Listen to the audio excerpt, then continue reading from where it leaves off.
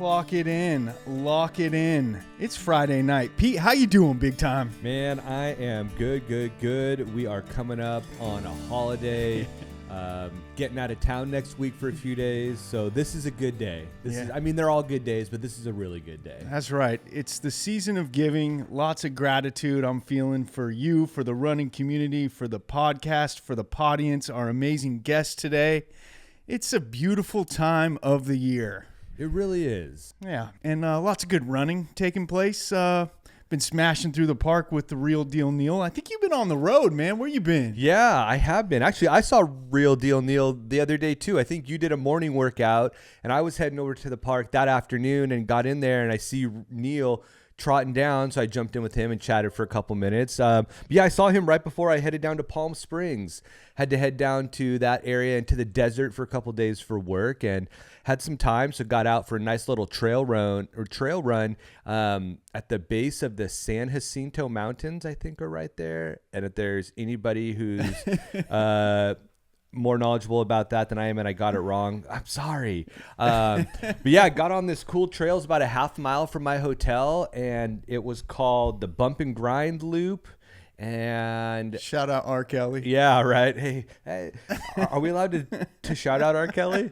But yeah, it was super cool. Like, I ran into a couple people who were hiking up there, and had to just let them pass and just ask them, "Are you guys from around here? Do you get to spend time up here all the time?" It was beautiful, absolutely beautiful. Sweet. Got a great weather day. It was like 65 degrees. Perfectly sunny. Trails were nice. They were like packed dirt. It wasn't all technical and rocky like we see in Upper Bidwell. So it was a nice change of pace and great views down into the valley, Palm Springs, Palm Desert area, and overlooking several golf courses. So yeah, it was glorious, man. But very happy to be back in the sweet confines of Northern California and Bidwell Park. Nice, man. Were you tempted to get on that golf cart and go hit up that course? Oh man, I wanted to, so I almost grabbed my golf clubs and flew them down with me at the last minute, but then I made probably the right decision and didn't do it, and just did my run and did all the work stuff and got out of there. But I did get out to the golf course today, though. So shout out my friend Joe Facenda taking me out to Canyon Oaks this morning. Beautiful day on the golf course. Nice. So, it all works out. It all works out. That's great, man. What's cool about work and travel is like the best way to see new areas is to just lace up those kicks and get out and go for a run. It's the truth. That's the best way to explore new regions. It is, right? Because then you get to feel like the heartbeat of what's going on. Yeah. I know you were out in Delaware, Yeah. and those videos you made and touring in Philadelphia, you could see all that stuff driving around, in an Uber between restaurants or hotel and restaurants. But to get out and run and even just walk, yeah, it's a way better experience. It is. There's something real cool about that. I like you said the heartbeat. It's like you're weaving yourself into the fabric of that community just by getting out and pounding the pavement and looking around. Totally. And Delaware looked beautiful. It's another part of the country, and I could say this about most of the country, another part of the country I haven't seen or experienced. Yeah. So definitely somewhere I'd like to check out. I know today our guest has seen a lot of the country, and has, not that much left to go, as a little bit of a teaser of what we're getting into today. But you've been getting after it lately with these workouts. Yeah, I've been trying to step the speed up. Tuesday morning has been fun. Been going with Neil, and missed the BRC Friday morning workout today, which was a little bit of a bummer because I couldn't peel myself out of bed. Climbing up Humboldt would have been good for me. But yeah, I don't know. It's interesting. I've spent so much time in Fleet Feet training programs this year, every season, and since April, it's been trail focused. Mm-hmm. So throughout the week, every week, I've had a few trail runs. And now that there's not a Fleet Feet training program happening, I've got the option to run on the road throughout the week.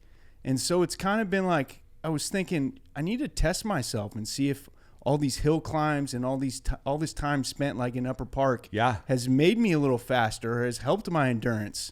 So my kind of thought process has been, like, all right, let's push it on the pavement a little bit and see if I can go faster. And I've been pleasantly, like, I felt good about it, but there's still so much room for improvement. So yeah, it looks like it's working. All those thousands of miles in the last 18 months are definitely working. And thanks, man. It's that big base, right? That's what Neil's been talking about lately, right? My gosh, he's ramping up for Boston, and he was telling me he's doing like 75 to 85 miles a week right now, really just trying to build this huge base of miles.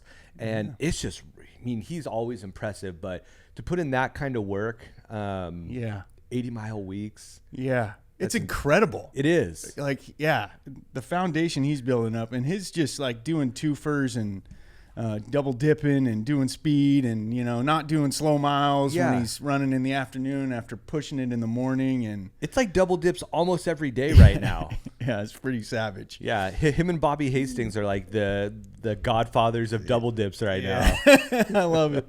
Oh, that's great, man. Well, I like that you alluded to, seeing places when you go run. I think it's time we should introduce our guest. And one thing about our guest is not only does she get out and go explore the country, but she does something really fun on social media that I like to follow along with. It's the flat runner ritual. Okay, so every night before a race or a day before a race, she'll post her outfit on the hotel bed or wherever she's, staying. And it's got, all of her stuff laid out in the looks and vibes of a person. And it's the flat runner. And I don't know. I've just got a kick out of that every time I see that on social media because, A, I know she's about to go get one tomorrow, and that fires me up for her. And B, it's kind of fun to see what she'll be wearing, what kind of fuel she'll be using, and just, I get it, it gives me a lens into what's going to be going down. So she does the Flat Runner IG post, and you're going to have to check it out. We'll tease her IG coming up a little later and share that information. But this episode's about endurance community and the quirky rituals that make runners unforgettable and awesome. This is Sarah the Superstar, a marathoner on a mission to conquer all 50 states, people. She just ran 2 marathons in 6 days and hit a personal best of 3 hours, 22 minutes in Indiana, which is not slow by any stretch of the imagination. But it's not just about the miles. It's about the rituals, the relationships, the resilience, and the joy. And we get to explore what drives someone to chase 50 finish lines across the country and how she balances grit with fun and why running with others makes the journey even richer. It's part inspiration, part behind the scenes, and all heart with a few laughs and surprises along the way. How is that for an introduction? Let's go. Welcome to the show, Sarah. Thanks for hopping on Pod on the Run. Well, thanks for having me. Happy to be here. Yeah, good to see you. Thanks for joining us tonight. That was quite the introduction. That might be your finest work to date, Ross. That was incredible. I felt like it was elongated, so I apologize for that. Well, I feel honored. Oh, you deserve it. That's awesome. Yeah. So Ross kind of alluded to it.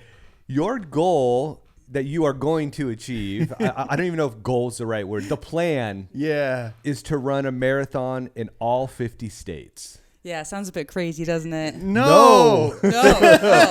You're asking the wrong guys if that sounds crazy. That sounds awesome. I'm inspired. Yes. Well, I'll tell you, I hadn't run a single marathon before I established that goal. So I was reading a Runner's World magazine and flipping through and looking at all the cool races that they have all over the world and the country. And I'm like, man, I would just love to do all of that. I'm like, well, I'll just do them all. I'll run in all 50 states. And then I started looking and training and at that point. And then you can't go back after you set a goal like that. So yeah. So that's really how it started. You were just looking at pictures and thought, this looks awesome. Pretty much. I mean, I ran a half marathon maybe a few months before. Okay. And I didn't really run too much. In my past, I ran a little bit here and there. Okay. But, I was here in Chico. I hadn't really run in a while. I was kind of gaining some weight, and I'm like, I need to start running. Yeah. So I found a half marathon, trained really diligently for that. Got there, had a blast, and I think I got just under sub 2. And there was someone there, Johnny actually, met him from Fleet Feet. He was there, and he's like, man, you can run a marathon. Like, you can run a full. You've got it in your legs. And I was like, no way, not doing that. But he planted this seed, and so then I was reading that Runner's World magazine, and I was like, oh, well, if if you have to run a marathon to do all this, then I may as well give it a shot. So, and now I find out you can run halves instead. But so I think a lot of us that got into running, or at some point started our running journey, said to ourselves, "I'll never run a marathon. That's a fool's errand, and I'm not that fool. That's for somebody else for sure." And then all of a sudden you get the bug and you're like, okay, actually I think I'm kind of in for this. Yeah, I think I was more in for the journey because I didn't know what 26 miles would feel like. No. And it was pretty miserable, and it still is. Like every single time I think about what am I doing, but I'm not a quitter. So, it's not for the weary. You just, I don't know. So that's so cool. Yeah, and so you said before starting the marathon adventures, you'd run a half marathon, run a little bit in the past. Talk about that. What was the running history before jumping into the half marathon and the marathon stuff? Yeah, so I used to hate running. I think most people did. Same. I played basketball in high school and in college, and okay. I hated the laps. I hated the running before warming up, the mile in high school, just miserable. And then I think there was the Beta Breakers, I think, was my first. It was either that or Wharf to Wharf. Okay. And there's a couple of friends of mine, I think we're in college at the time, let's go do that. So we just get out there and run it and just kind of have fun, but it didn't really go anywhere. I just never really enjoyed it. And then I moved to Spain, and when I was there was a big running scene. And so I just get out there in the evenings and run a few miles, and I had a lot of 5Ks and 10Ks, and I just kind of do that. Okay. And really started to enjoy it and get into it. And I actually did a half marathon there, which was the worst thing I'd ever done. I didn't really train for it. I hit the wall. I didn't walk. I was so proud of myself, but you probably could have walked faster than me at that point. Sure. And it was just miserable, but I finished it, and I'm never doing that again. And I didn't really run much after that. So. Well, that's amazing. So where did you play high school basketball or college? Yeah, I grew up in the Napa Valley, so it's a really small school. You probably never heard of it. Pacific Union College is the school. But okay. Yeah, I've heard of that. Have you? Okay. Yeah. So at the preparatory schools where I went, and then to college. So. Very cool. Yeah. Okay, so you go overseas. You're running a half marathon in Spain, which even though it was miserable, I'm sure it was actually really awesome because you're in Spain overseas. Yeah. And then you go eat a bunch of Iberico ham and hang out and have some sangria. This all sounds good. I mean, it was a great time. And if you had traveled just for the race, then heck yeah, I'm on board. But I was living there. So for me, it was just this two hardest hours of my life, But yeah, it was still cool. I really enjoyed the scenery. And every time I ran out there, I really soaked it in. And then my favorite race is the San Silvestre, and it's New Year's Eve. Every year it's at dark. You run through the best parts of the city. Thousands of people do it. Even the pro runners do that too. But yeah, it's beautiful to run out there. But that half marathon, I don't know, something about it. It shook me. It was tough. That's how I feel about a half marathon, the Healdsburg half marathon. But we won't go into how much we dislike these specific races because there's so much good stuff to talk about. Well, for sure. Yeah, well, and it seems like a lot of runners will say, there are tough races or times when things don't go right, or it's a battle, or you're just getting into the sport and you finish a race and you're like, I'm never going to do this again. And then 2 days later you sign up for something. Mm-hmm. So for you, what was that moment after that tough half marathon where you're like, oh, I'm going to keep doing this. I want to do another race? Well, the tough marathon, I don't know that I ran much after that first half. Okay. But I think, because when I moved to Chico, it was I need to get into shape. So then it was that half marathon here that I crushed. And I think because I crushed it, I'm like, okay, there's more. Yeah, I can do this. Yeah, okay. Yeah. But I'll tell you, in all the marathons I've done, there's maybe 2 that I didn't want to quit, or I just oh, this is too hard. I just want to give up. There's probably 2 that I'm I felt really good about and pushed through and enjoyed. So I don't know. I just feel like every race sucks in the middle. But and for me too, you might sign up 2 days later when you finish. I've signed up for 3 or 4 ahead of time, so I can't just say I'm never doing that again. I might say I never have to run this fast again. You get that BQ or you get that PR and you never have to run fast again. Sometimes that helps get me through it, but I have races lined up, so I can't just say, well, I quit. You just got to keep going. Well, I think that's a good way to stay engaged too, right? Is to have that plan. I think it was Katie Crane who was saying that too. She's kind of plans out her year of this is what I'm going to do for races this year. And so it kind of gives you that focus and motivation. Well, yeah, I just did this race and I could take a month off, or go real easy, but I can't because in 8 weeks time, I have another one of these. Right. Yeah. You turn it around quick. I mean, you might take like a week or two to kind of like mellow out, but right now I'm in my off season, if you can call it that. It'll last like 2 weeks and then I'll get back to it. But like I enjoy it while I have it. And then, you just got to get back on the wagon. So. Yeah. So a tough experience in Spain running a half marathon. You get to Chico, you run a half marathon and it clicks and everything goes right. When did the decision to run a marathon in 50 states begin, and what was the first one you did? I want to say around in 2019, because I know the first one I signed up for was in 2020 and it got canceled. I think I signed up for 3 that didn't actually pan out. But I finally got in Colorado. It was called the Longview Marathon. It was our first year putting it on. And you had to start with a mask and like you could run, like take it off when you were running, but they like wave start. So it's just very interesting, but I'd never experienced anything else. So I just, go with the flow. But yeah, so I opted for Colorado. I have family that lives out there. My brother's there. My aunt and uncle were there. My dad and his wife flew out. So a big family ordeal. And for this one, I signed up for so many races and so many were canceled. I was just kind of researching like what do people do for races, like what makes it fun for them. And someone had suggested kind of dedicating a mile to different people, and I'm like, I'm going to do that. So I kind of posted a thing on Facebook, and like the first 26 people to give me a song and like pick a mile, like that's the song I'm going to use for my playlist. So I had, I think 27, because there's that point too at the end. But 27 people reached out with a song. And so at every mile, I'd play their song and I'd think about them and dedicate that mile to them. And I regretted it partway through because, you want music for more than just like 3 or 4 minutes of a mile, especially when you're running slowly. But it was actually really cool too because there was so much silence and so much like thinking about like, what am I doing here? Like, why am I doing it? Like, is it worth it? But then that person, like, what are they going through right now? And I think it was I can't remember now. It's the double digits. But I have a friend who passed away. And there was a song that at her funeral they talked about that was the most played on her playlist. It was called Rescue Me. So in that mile, I really thought about her, and I'm like, and it became personal for me. Like, what am I doing? It's such a hard race. And like, she had a hard life. She had cancer. But all I'm doing is running a marathon, you know? I have a friend who I played basketball with in college, and she got a stray bullet when she was driving. And now she's paralyzed from the waist down, and she was training for an Ironman. So I think about people like that, too, where like they wish they could be out here running. And here I am doing it because I can. So anyways, back to my first, so I dedicated these miles to these different people and different things they were going through. And if they had certain things they wanted me to think about for them and pray about, I would. But yeah, and then also, my uncle was there on his bicycle, and he kind of joined me, and he ended up like being with me for a majority of the race. So Your pacer. Pretty much, yeah, so like at the time I didn't know it was a pacer, but yeah, it really just kept me going. He'd get people on the phone, like trying to talk to me when I'm running too.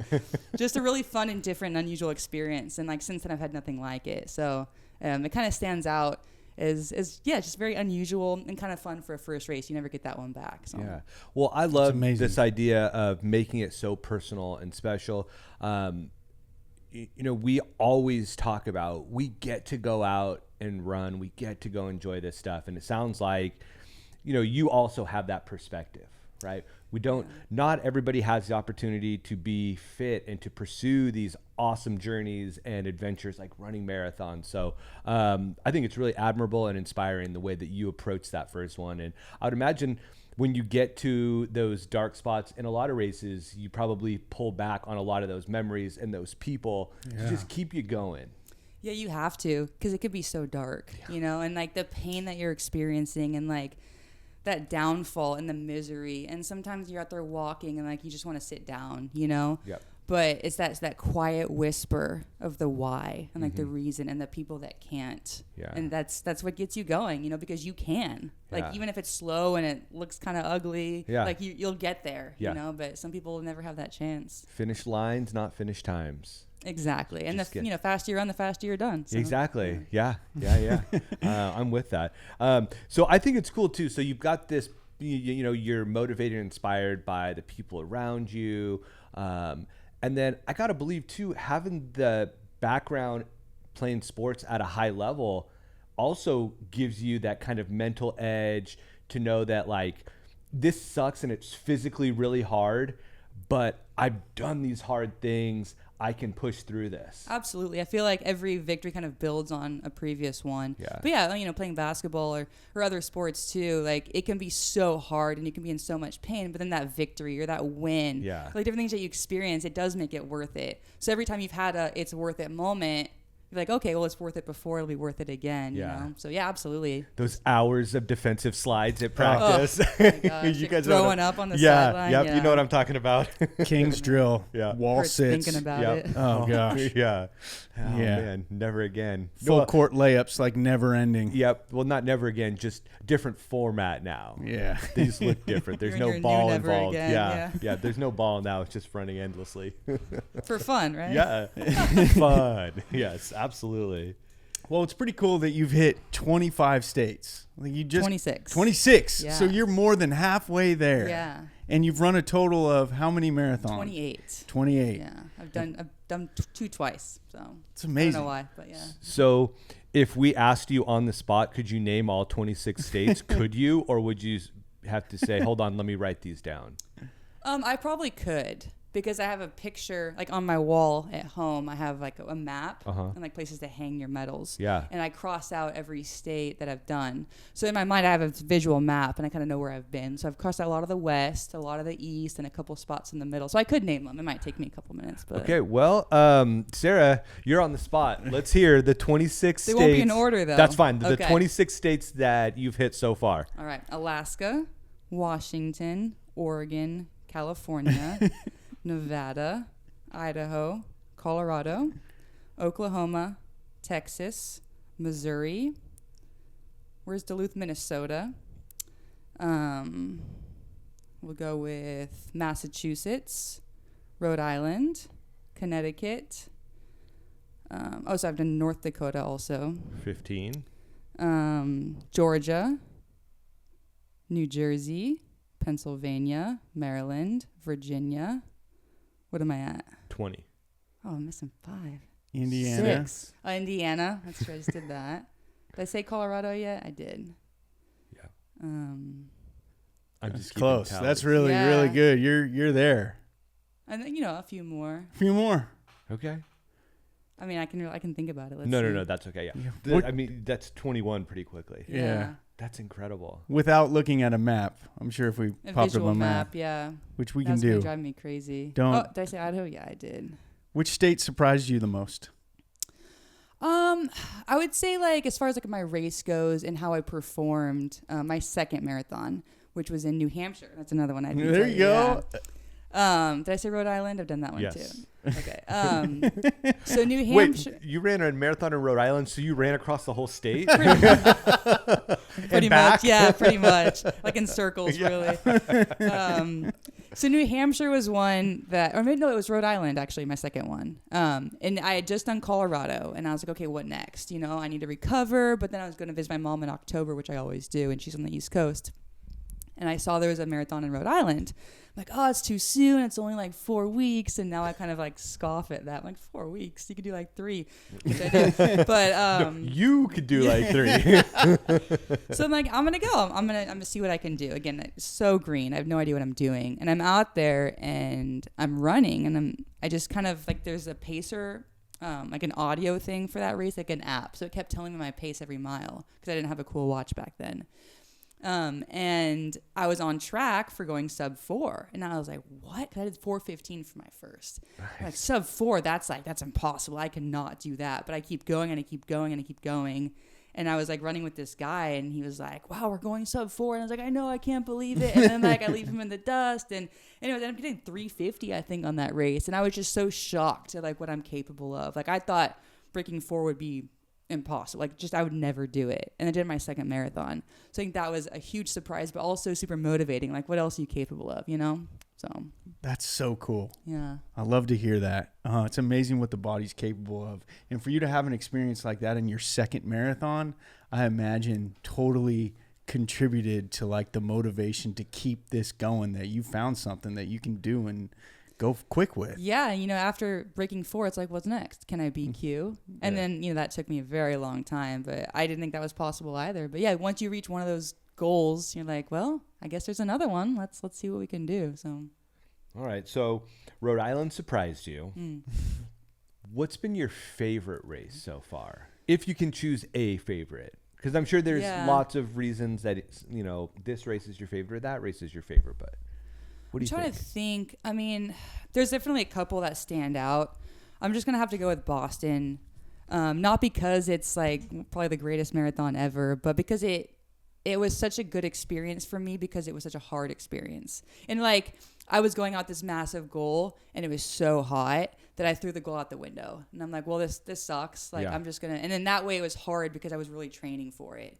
But then I just soaked up the crowd. I mean, there's thousands of people out there, and it's such an iconic race that for me to just turn off a personal goal and enjoy this experience that people try so hard to get to this one race. And I did too. I think it was like my 17th or 12th. It took me a long time to get there. And like now I'm here, I'm going to enjoy everything about it. And so I was giving high fives the whole way, all these kids. Like I was really just soaking up the energy. And you make those last 2 turns on the Boylston. And then it's just like, I've done it. Like I've literally just ran the Boston Marathon. So that for me, like it stood out in that way just because it's such an iconic race and I did it. It was very cool. So epic. Yeah. Yeah. What year was that, by the way? That was in 23. 23. Yeah, Okay. and I'll be running again. No, it was 24 because I'll be running next year in 26 also. So yeah, it's 24. Jeez. There's quite a contingency from Chico There really going is. to represent. Except other people going next year Oh also? my gosh, there's Oh, like there- a group of like, what, 6 or 7 then? I think it's upwards of a dozen. Oh, really? Probably. Wow. Yeah, I mean, between all of Chico that are going to run that. Let's go Chico. Yeah. Right? It's Cool. unreal. The hidden gem. Yeah, it's a fun race. Oh, wow. That's incredible. Any experiences that you were like, oh, this one was rough? Yeah, probably like 28 of the 28. Yeah, there was some really, really hard ones. Tahoe stands out. It's just so brutal. And what's crazy is, I mean, you've probably driven into South Lake Tahoe from the north, and you went up and down those crazy mountains that then I ran on. And I thought I was kicking butt because I'm like cruising up these hills. People are like slow walking it. I'm like, well, I'm just running up and then just bombing down and just feeling so good. And I get to the halfway point where the half starts, and like I pass everyone waiting in line for the half. I'm like, hey, whatever. They're cheering me on. And then I get to the flat part, and I cannot move. Like, it just crushed me. I'm like, how can I do so well on these crazy steep hills, and then now I can hardly run at all? Gravity. And it was so hard. And I Whoa. just like crushed my legs, and I wasn't really fueling well at the time either. I don't know if that was part of it, but it was mentally just horrible. And I've had a couple others like that too, where all of a sudden your body just gives out. You're like, what am I doing? Like, I go back to the car at this point, but I don't know. You got to finish to cross off the state, or you have to come back and do it again. Yeah. So There's no quitting. no quitting. No Not in quitting. Sarah. Nope. Not at all. Any interesting stories that jump out? I know you've shared a few, but any other ones? Yeah, I guess kind of. I don't really run with anyone in general. Like I just, especially in the races too. Like I might latch onto a pace group, but running with people, I just find like either they get annoying or like our paces don't mesh. And some people like they're talking and I'm just like, oh, it's too much, or like, I don't know. Sometimes I kind of chase some people, but I don't actually run with someone. So I'm in Fargo and I'm having a really rough race once again. And I'm like on again, off again, walking, running. I'm like jogging and like maybe mile 24. And I pass this guy. He's a little bit older and he's walking. I'm like, come on, come with me. So he does. And we're going together. And he told me afterwards that he probably wouldn't have ran again if I didn't tell him to come with me. Wow. And we're just talking for the last couple of miles. And I wanted to stop at that point too. Like I'd ran for too long. Like now it's time for my break. But because he was still running, he pulled me with him. And like it was just like that camaraderie, And again, like I never really talk to anyone when I'm running. And here we are just chatting it up for the last 2 miles. We're both miserable. We're both having like the worst time. And then we finished together. And like I never really finished with someone before. So that was super special to me. I always look back fondly at like a really horrible race. And that's the only one actually that I've been to without a support group also. So I was solo there, but I wasn't because I had him at the finish line. So that was pretty special. That is cool. Yeah. That's a beautiful tribute. Love that guy. Yeah. Wherever you are in Fargo, you're still there. We're thinking about you. So, just a question about like the traveling for all this. When you go out to a different state, you were just in Indiana. Do you go out a couple days early and stay a day or two after, or is it like The race is on Sunday. I get there Saturday morning. I run Sunday, and Sunday night I'm flying home. Like typically, like is there a pattern, or is it just like, well, it just depends on what's going on in life at that time? Yeah, maybe a little of both. I've done some pretty quick turnarounds. A lot of the time when I go to the East Coast, my mom's at, I'll try and get there. Like if it's the weekend of the race, I will try and leave on a Thursday. It's usually a red eye, so I'll get there Friday morning, and then the race might be on Sunday.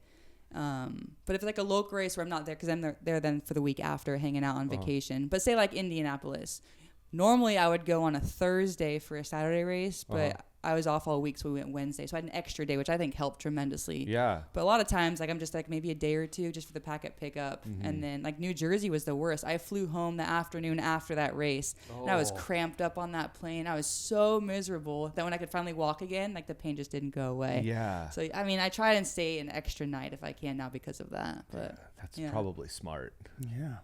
I imagine it's a bit of a logistical nightmare monster.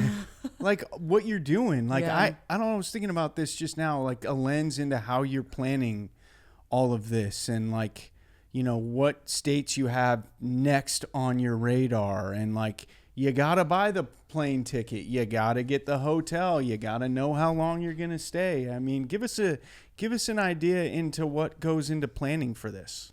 So I can pick my vacations for the year in March. So when it comes to be my turn, I look at the schedule and I see what else is available for the rest of the year. And then I will pick races that kind of fit into that calendar. Looking at the races I haven't done. Or there might be races that like I'd like to do that are on my list, you know? And I'll say, okay, can I make this one or not? And then I'll pick maybe 4 or 5. And then I think about the race. I don't always book it right away. I start looking at hotels. I start looking at flights. And then I just start booking things and, you know, Jump in and do it. Just don't look back. Yeah. You could be like a running travel agent. I love traveling. I've been traveling for years. I'm very good at it. So if you need any tips or you need me to book a travel for you, I got you. Need to hook you up with Katie Crane for Katie's running concierge. And Sarah can do all like the logistics of here's where you're going, and Katie can set up the playlist, the restaurants. Yeah. Let's do it. Oh, man. Yeah. Man, I shouldn't have said that out loud, Ross. It's another one of those $1 million ideas. Hey, you've got a lot of them, man. That's awesome. You can profit from it. We'll give you a kickback. Deal. I like your style. Deal.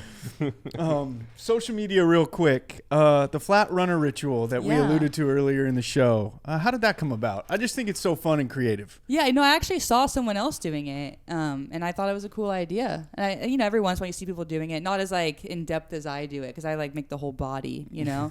But yeah, I just saw it, and I'm like, that's what I want to do for my first marathon. And then I did it, and like once you've done it once, you just don't stop. But yeah, you know, you throw different things in each time, like the fuel will change. In fact, I was looking at my last race, I was looking back at all my flat runners because I was wearing the same tank top or singlet that I've been wearing.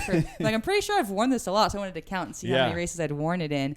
But then I was looking at different fuels I had in like the first couple of races, like different things I was like doing, and like, wow, like I've sure grown a lot, you know? So it's kind of fun to look back memory lane too. And maybe when I'm done, like I'll make a little video of like, you know, all of them coming together. Maybe you can do that for me, Ross. I will. I got you. That's exactly what I was thinking. Is like you know, like a flip book of flat runners, or like a stop motion type thing with all of that, because that is a really cool way.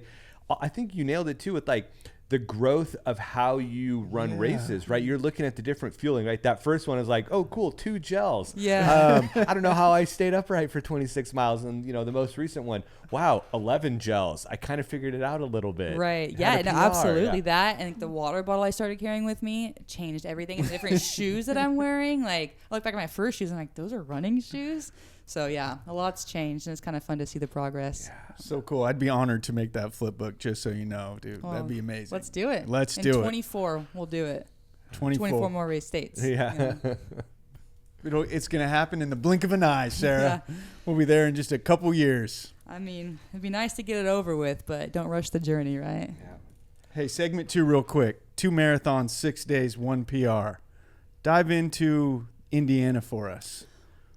3 marathons, 4 weeks. Woo! So even bigger. 2 marathons, 6 days, and then the PR was 3 weeks later.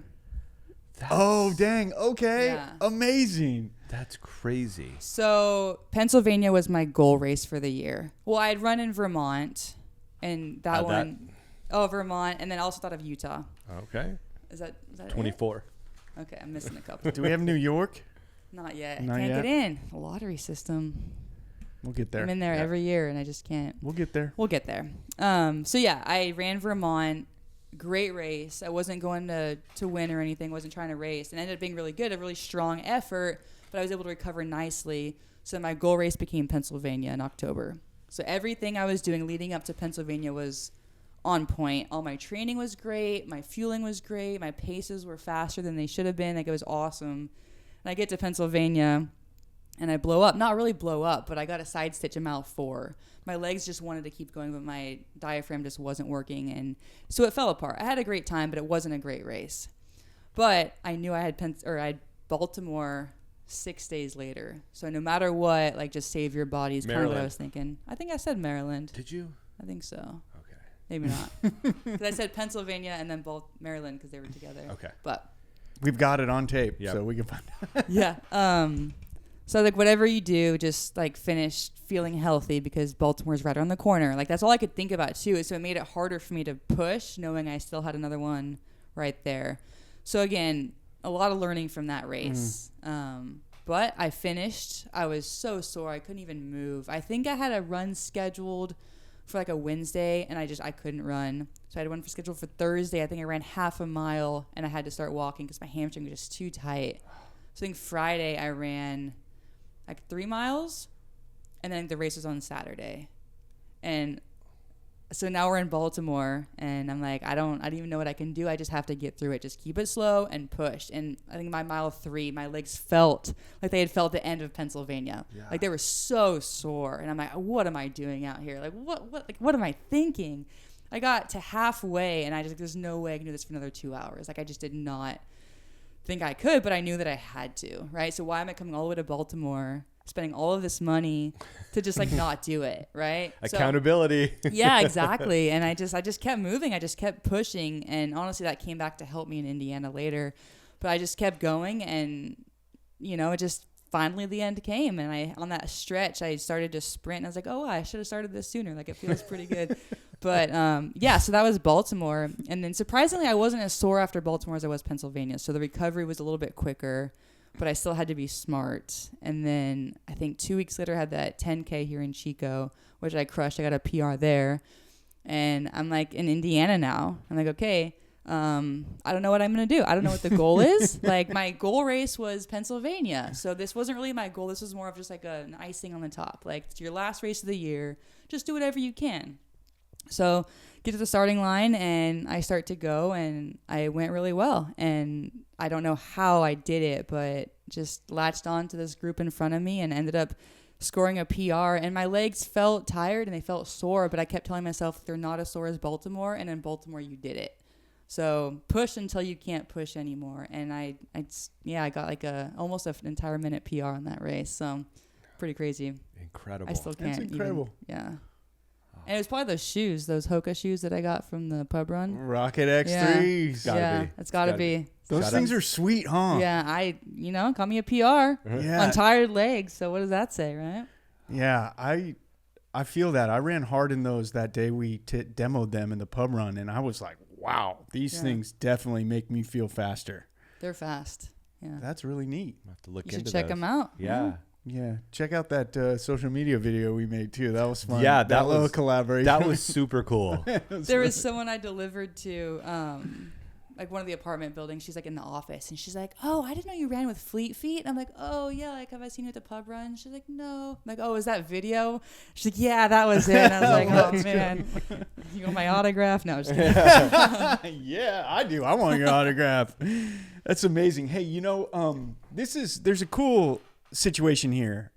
Last guest we had, Mike O'Connell, talked about a coach that he's been interacting with that's not local. There's a similar situation with you. Tell us a little bit about somebody who's helping you along this journey, and who's, I'm sure you're picking their brain and helping coach you. I believe her name is Lindsay Flanagan. Lindsay Flanagan, yeah, she's fantastic. When I qualified for Boston, I told myself that I would hire a coach to help me get there, like to help me run Boston. And I just didn't have the best experience. So I didn't really fire her, but I was like, okay, I'm done with you. And I went to look for someone else. And I knew that Lindsay Flanagan was a coach. I've heard her on podcasts before, but I didn't search her name up, but I searched a different running or coaching platform where you take a quiz and then they kind of pair you with, they give you a couple names. But I saw that she was one of the coaches there. I was like, oh, wow, how cool if like I get paired up with Lindsay Flanagan. And it wasn't. It was with some other guy. But then, you know, he had some issues. And so I was left without a coach again. Like, I'm just going to reach out to Lindsay and see if it meshes. And just from the first phone call, she was just so awesome, so like positive and like just encouraging and just believing in me. And she didn't even know me, you know? So Lindsay, she's a professional athlete. She runs at the elite level. And she's got her, I think she won, well, I can't remember what her record is, but she's running in Chicago. She's running in Boston. I think she's doing Valencia in a couple weeks. So I've heard her on many podcasts, and she's just very, like, just good, I felt. Anyway, so I was talking to her. She started coaching me, and she just started giving me these plans that just looked so fun, different workouts I'd never seen before, just a different feedback. The plan would adjust based on how I was feeling, what my schedule looked like. And before her, I was just printing off plans from the internet, and I was just so rigid about it that even if I was hurt or tired, I'd just cross it off, you know? But she's like, oh, no, if you're sore, like, let's move this day, or you're traveling, let's move this day. And, I mean, I think I've been with her maybe 9 races now, something like that. And it's like I've just gotten so much faster. I've just gotten so much better. Like, she's definitely changed my running experience for sure. I'm currently looking up Lindsay Flanagan. So she sends you workouts, or you guys talk about workouts. Do you send her like the results of the workouts or numbers from the workout? Like, are you sharing that data with her? So we do a platform. It's called Final Surge. Okay. So on there, she kind of sets my plan out. I think she probably has like months in advance, but I can only see 7 days at a time. Okay. So I'll see the workout, and then I will, as my data gets uploaded from my watch, it automatically goes there. So she can see all my splits. She can see the elevation. She can see my heart rate. She can see everything. Cool. And then can adjust based on that. Yeah. But yeah, it's a really cool platform. And yeah, I mean, and I might look at it because I can't see past 7 days. So sometimes when we're talking, she'll be like, okay, the plan in like 2 or 3 weeks is this. And I'm like, oh, well, I'm traveling that day. So she'll change it before I ever see it. And like say like the 10K comes up, or like the 5K for Thanksgiving. Like she'll have on there kind of a game plan, like what to kind of start out at, like what paces to try and hit, you know, so. Hey, Lindsay Flanagan, if you hear this podcast, we would love to pick your brain on coaching and training. So if you hear this, look for us. She'd be a great guest. Yeah, I bet. Sarah, can you share this with Lindsay Flanagan? Yeah, tag Lindsay Flanagan. So in these workouts that she's setting up for you, like we've asked several people this, what's your favorite workout or type of workout? If it's not like a specific workout, but what type of workout? I like the shorter sprints, like maybe like the 800. Well, 800s are hard. I like the 400s because you don't have enough time to like really hate your life. Yeah. I don't like the mile repeats. Those are so hard. They are so hard. But what I like is when she gives me floats. So I might have like maybe 2 or 3 miles at an effort. Root beer floats? Yeah. So your aid station, grab some ice cream. Yeah. But they're floats, so they're not slow, easy miles, but they're like a recovery. So it's maybe like 30 seconds slower than what you're going. So say I'm like running 7:30 tempos, I might float at 8. Okay. And then pick it back up. So you're not like recovering fully, but it gives your body a chance to slow down. And in fact, in one of my recent marathons, I was thinking about a float. I'm like, okay, if it's okay if you slow down now, just call it a float in your head and then pick it back up and go. Yeah. And that was actually Indiana, which worked. But so I love the floats. That's cool. Yeah. So on top of the like obvious physical workouts that she's giving you for running, are you doing strength training, anything like that? Weights, Pilates, yoga, mixing that kind of stuff in? I mean, I should be. Yeah, no, not as often as I should. I mean, right now I am. I'm getting back into it because I'm kind of in an off season. Sometimes it's hard to stay up with that when I'm, running 6 days a week and like high mileage. I'm already waking up early. But I'll try in the afternoon and get like a strength build in. In fact, when I first qualified for Boston, I did strength training 3 times a week diligently because I knew it'd work, and it did. And I saw the results, and so I know what it can do. Yeah. I always tell everyone, you need to strength train. I'm just not as good as I need to be. Yeah. But like right now, in fact, I think I was talking to your wife about it at one of the pub runs, and she was telling me like do Pilates from like there was some lady that she was telling me. Yeah. But like people believe in it, and it's just you got to get that routine. Like just So not as much as I should, but right now I am. Very cool. Yeah. So do you talk like race strategy and like have a plan going into the race? Because like I've never really had a plan per se going into a race. It's always like, well, I have an idea of what I want to try and finish at, and I think I know how I want to get there, but there's never like, here's how you're going to open up with the first 4 miles, and then you're going to go this direction or push here. Like, is there any of that? Absolutely. Yeah, and I'd never had that before either. But yeah, absolutely a plan. So based on what I've done, like in my training, we'll have a talk like before the race, and she will bring up different things that I've done. She's like, yeah, in this workout you did that, and that workout you did that. She's like, let's start with this pace group, or let's start with these miles for maybe like 3 or 4, the first 10K. And then after 10K, maybe, go to this pace and see how you feel. And once you get to 20, you can either stay there or go faster, depending on how you're feeling. A lot of it's how you feel, but she definitely gives you some guidelines and like kind of at what miles to maybe push a little bit. Yeah. So. Well, and that's so cool that she's such an experienced, accomplished runner that she's got so much insight on how to approach a race where like, two schmoes like Ross and I are like, well, I want to try and run like an hour 35 half marathon. So that's like this mile pace. So I'm just going to do everything I can to get in that window. And that's what I used to do too, and I always fell apart in the last 6. But and I still do, but it's different. It's nice knowing like the goal I'm achieving is actually attainable, even if I don't hit it every single time. Yeah. Like my paces have shown that, and she's telling me that you're capable of it, And I remember it was after my Pennsylvania race.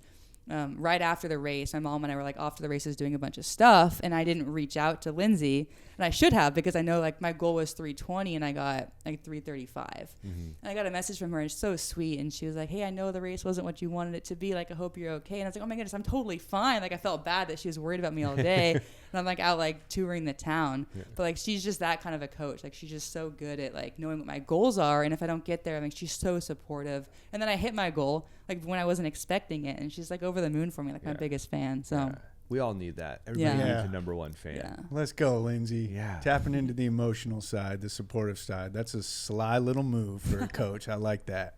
I want to meet this Lindsay. That's awesome. Yeah. Hey, you mentioned Fleet Feet, and doing a little bit with them. I think it's about time we sort of interject this podcast and do potentially a little giveaway action. I think it might be a good time. Ross, how are we going to do this one? Well, I took it last week. How about you take it this week? Okay. We've got a good partnership going with them. Shout out to Thomas, who won the Gators last week that we gave away. And obviously, thanks again so much to Fleet Feet for providing us with some gear. But what do we have for some lucky winner this week, and how are they going to win it? Yeah, well, it's that time of year around Chico where it's starting to cool off. Those morning runs are getting brisk. So today we have some cool weather gloves provided by Fleet Feet with the nice Fleet Feet logo on the cuff. We have a small towel provided by Saucony, and we have a tube of Noon Hydration. It is mango orange flavor with caffeine. So on that early morning cold run, take down some of this hydration with caffeine, and you are going to be running like a wild animal. Running like a Sarah is what running like a Sarah. Yes. Speaking of Sarah, to win this giveaway, you need to be the first person to respond to my IG post when I post the when I post this podcast, to tell me how many states Sarah has run a marathon in so far. We know her goal is 50, but how many has she already checked off that list as of November 2025? So my Instagram is peter.runs.hills. So look that up. You'll see a post sometime in the next few days once the pod is edited and posted. I'll get on it. No rush. It's a weekend and there's a holiday coming up. I want to do it. But be the first person to respond to the post with the number of states that Sarah has run a marathon in so far. Yeah, and keep an eye out or an ear out, because we'll mention that number a couple times throughout the rest of the podcast. Yeah, so she's knocked out 26 so far. Oh, there it is. Montana, by the way. Montana, there it is. That's 26. All right. Got them There we all. go. Oh, that's well played. Now we're not making the poor listener sit for a while. They'll know. Poor listeners, valued listeners. Yeah, that's our right. audience. The our podience. Oh, that's great. We got the pod father over here Always. doing his thing. Pusha Pete. Peter.runs.hills. That's the one. That handle may need to be changed to Pusha Pete will leave you in the dust at the end of a run. No, I won't. He will. I'm tired. If you ever get the chance to run with Peter, Sarah, it's pretty fun because He'll leave me in the dust. he fun. he likes to push at the end. Okay. Yeah, like the last quarter mile. I'm like, I got to get everything out. Those are called strides, right? Thank you. Thank you. They're called strides. Yeah. It's fun to watch him go. Do that. He just takes it up another notch and he's flying. He'll catch anybody in front of you. And it's fun to try and keep up at times too, because you're like, and in the back of your mind, you're like, it's coming. It's like yeah. Pete's gonna You think about like going ahead of him, maybe. Definitely, I've done that once or twice. Yeah. Well, that's what sparks it sometimes. Somebody gets out ahead. I'm like, wait, no, this is my game. This is my game. You play by my rules. So, we've been at this for a while, and we always talk about we need to stay hydrated. We sure do need to stay hydrated. We need to stay hydrated. I'm taking down sparkling water.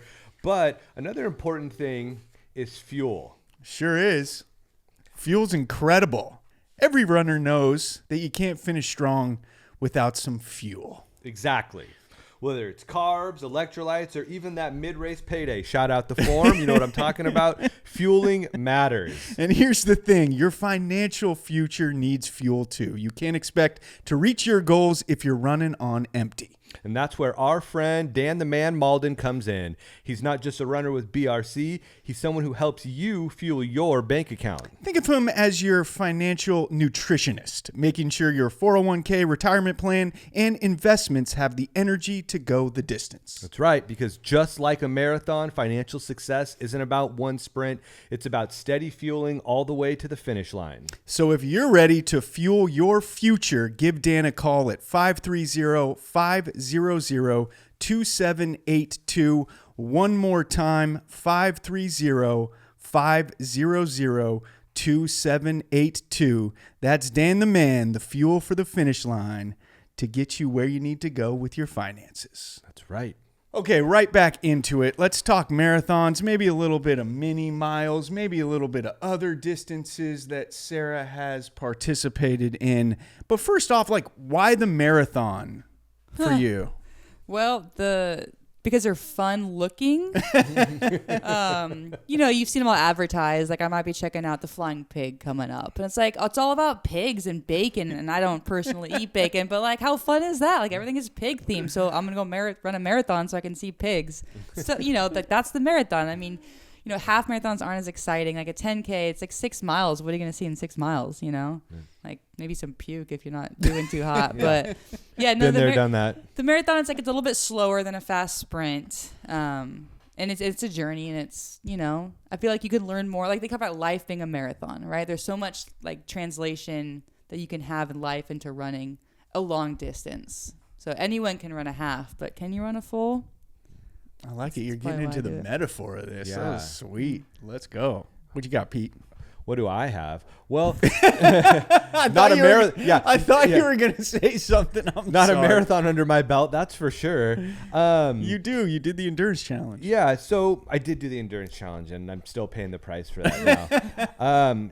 So you mentioned occasionally you'll jump in, do a 10K, do a 5K. When you are traveling, you said you were back east recently, and you did a couple marathons in a week. Would you ever, if the scenario presented itself, if you're out traveling for a marathon and you're like, oh, you know what? I'm in Hoboken running this this New Jersey marathon, but actually there's another 10K in the next town over while I'm still out here. Would you ever double dip and jump into something like that? Probably not. Maybe if it's local and it's right there, and I'm not in a goal race. Okay. Maybe for fun. But every race costs money, you know. So I'm like, I don't really want to, But yeah, maybe. I'm not gonna say no. I mean, there's a few times where a marathon weekend they'll have a 5K the night before. Yeah. And I've done that I think maybe once because my mom was doing the 5K. Oh, so I did that with her, and then I ran the day after my full. So I'm not opposed to doing it. I just really haven't. Okay. Yeah. So sticking with the marathons. I mean, if you're going to travel, like just do the whole thing. Like you're already there, I'm sold. Yeah. Yeah, I'm sold. Okay. And you do some 5Ks or 10Ks or halves Yes. leading up to marathons because it fits for your training schedule. And you've done a couple local races here put on by Fleet Feet because, That's right. you like to help out the local store, which Absolutely, is a smart yeah. move. Any jump out to you that you've done? Yeah, I mean, so I've done the Bidwell Classic. I've done the Almond Bowl. I did a 10K in Marysville, actually, too, at the Peach Festival. That's the first 10K I've ever done, and I actually won, which is Okay. pretty cool. Let's go. Yeah, Yeah, get yeah. it. Miserable, I just hate running fast. I just don't like it. The Bidwell Classic, it fit perfectly into the marathon build, and I PR'd that. And I feel like, too, because I don't run them very often, I'm going to PR more often than not. Like, marathons are going to be harder because I'm doing them all the time. So I feel like I'm getting faster. So when I do drop into a shorter race, I can kind of see like, okay, where's my fitness at now? How much is it going to hurt today? But I really don't enjoy them. And that 10K we just did, the Almond Bowl, it's just miserable. Like I don't like it. I don't like running fast. And then I finished. I'm like, oh wow, that was pretty cool. Yeah, you ran So- low 7s in the Almond Bowl, I believe. Pace, yeah. I think Yeah. I was like a 44-minute, 44 in a couple seconds. So It's really quick. And where Yeah. did you finish the Bidwell Classic? I believe you placed for second female? Yeah. Amazing. Thank you. Incredible. You're welcome. I didn't know that she was in first, the girl ahead of me. I could see her. But I just Ooh. I mean, there's so many people because they ran the 10K too. So I don't know who split off and who continued Totally. on. And unless you can see the bib, right? Because the bib's a Right. different color. But if you're behind them and the bib's on the front, you would never know. I just had no idea. And I don't know that I could have caught her. I'd like to think I could if I knew. You could have. But I mean, I was 20 seconds behind her. And then like I was doing my cool down miles and I heard her time for first place. I'm like, wait, what? Like that was first? And I was like, oh man, I missed out. Cash money there too. Yep.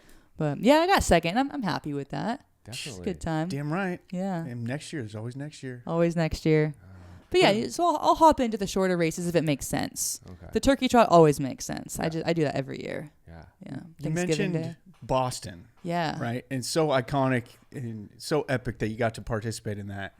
What about like international races? Have you thought about, I mean, we're doing Oh, the 50 yeah. state challenge, but do we want to take this Well, yeah, because you international? think about, when the 50 states are over, like I'm not going to finish running, right? There's races everywhere. Every country. Here we Oh go. my gosh. Well, getting a bit carried away. Yes, I enter the lottery every year for Berlin, for Tokyo, for London. And yes, I want to go. In fact, I entered into the Tiberias Marathon. It's like around the Sea of Galilee during COVID. And so that got canceled and the whole trip got canceled. But that was on the list and I actually had signed up for it. So yes, I would love to go international. And I've traveled so much internationally too that it wouldn't be hard. But it's just, 50 states, it's a lot. Yeah. But I'll get Sure. out there and maybe I'll get into Berlin and run September. We'll see. That's cool. So Yeah. the vision is then that like this isn't going to end at when we get 50 states checked off. This is going to keep Probably going. not. Yeah, I guess there's times in your life where you're working on a goal and you just can't wait for it to be over. But I don't really feel that way, love that. Like in a race, I'll feel that way. Like I can't wait for this to be over. But then like that, Why did I sign up for this? Why did I yeah, sign up for you this? cross a finish line and it's just, even if it's a bad race, like you still cross a finish line and then it's like, okay, I want more, But I just can't imagine not having a goal or just not having anything to work towards.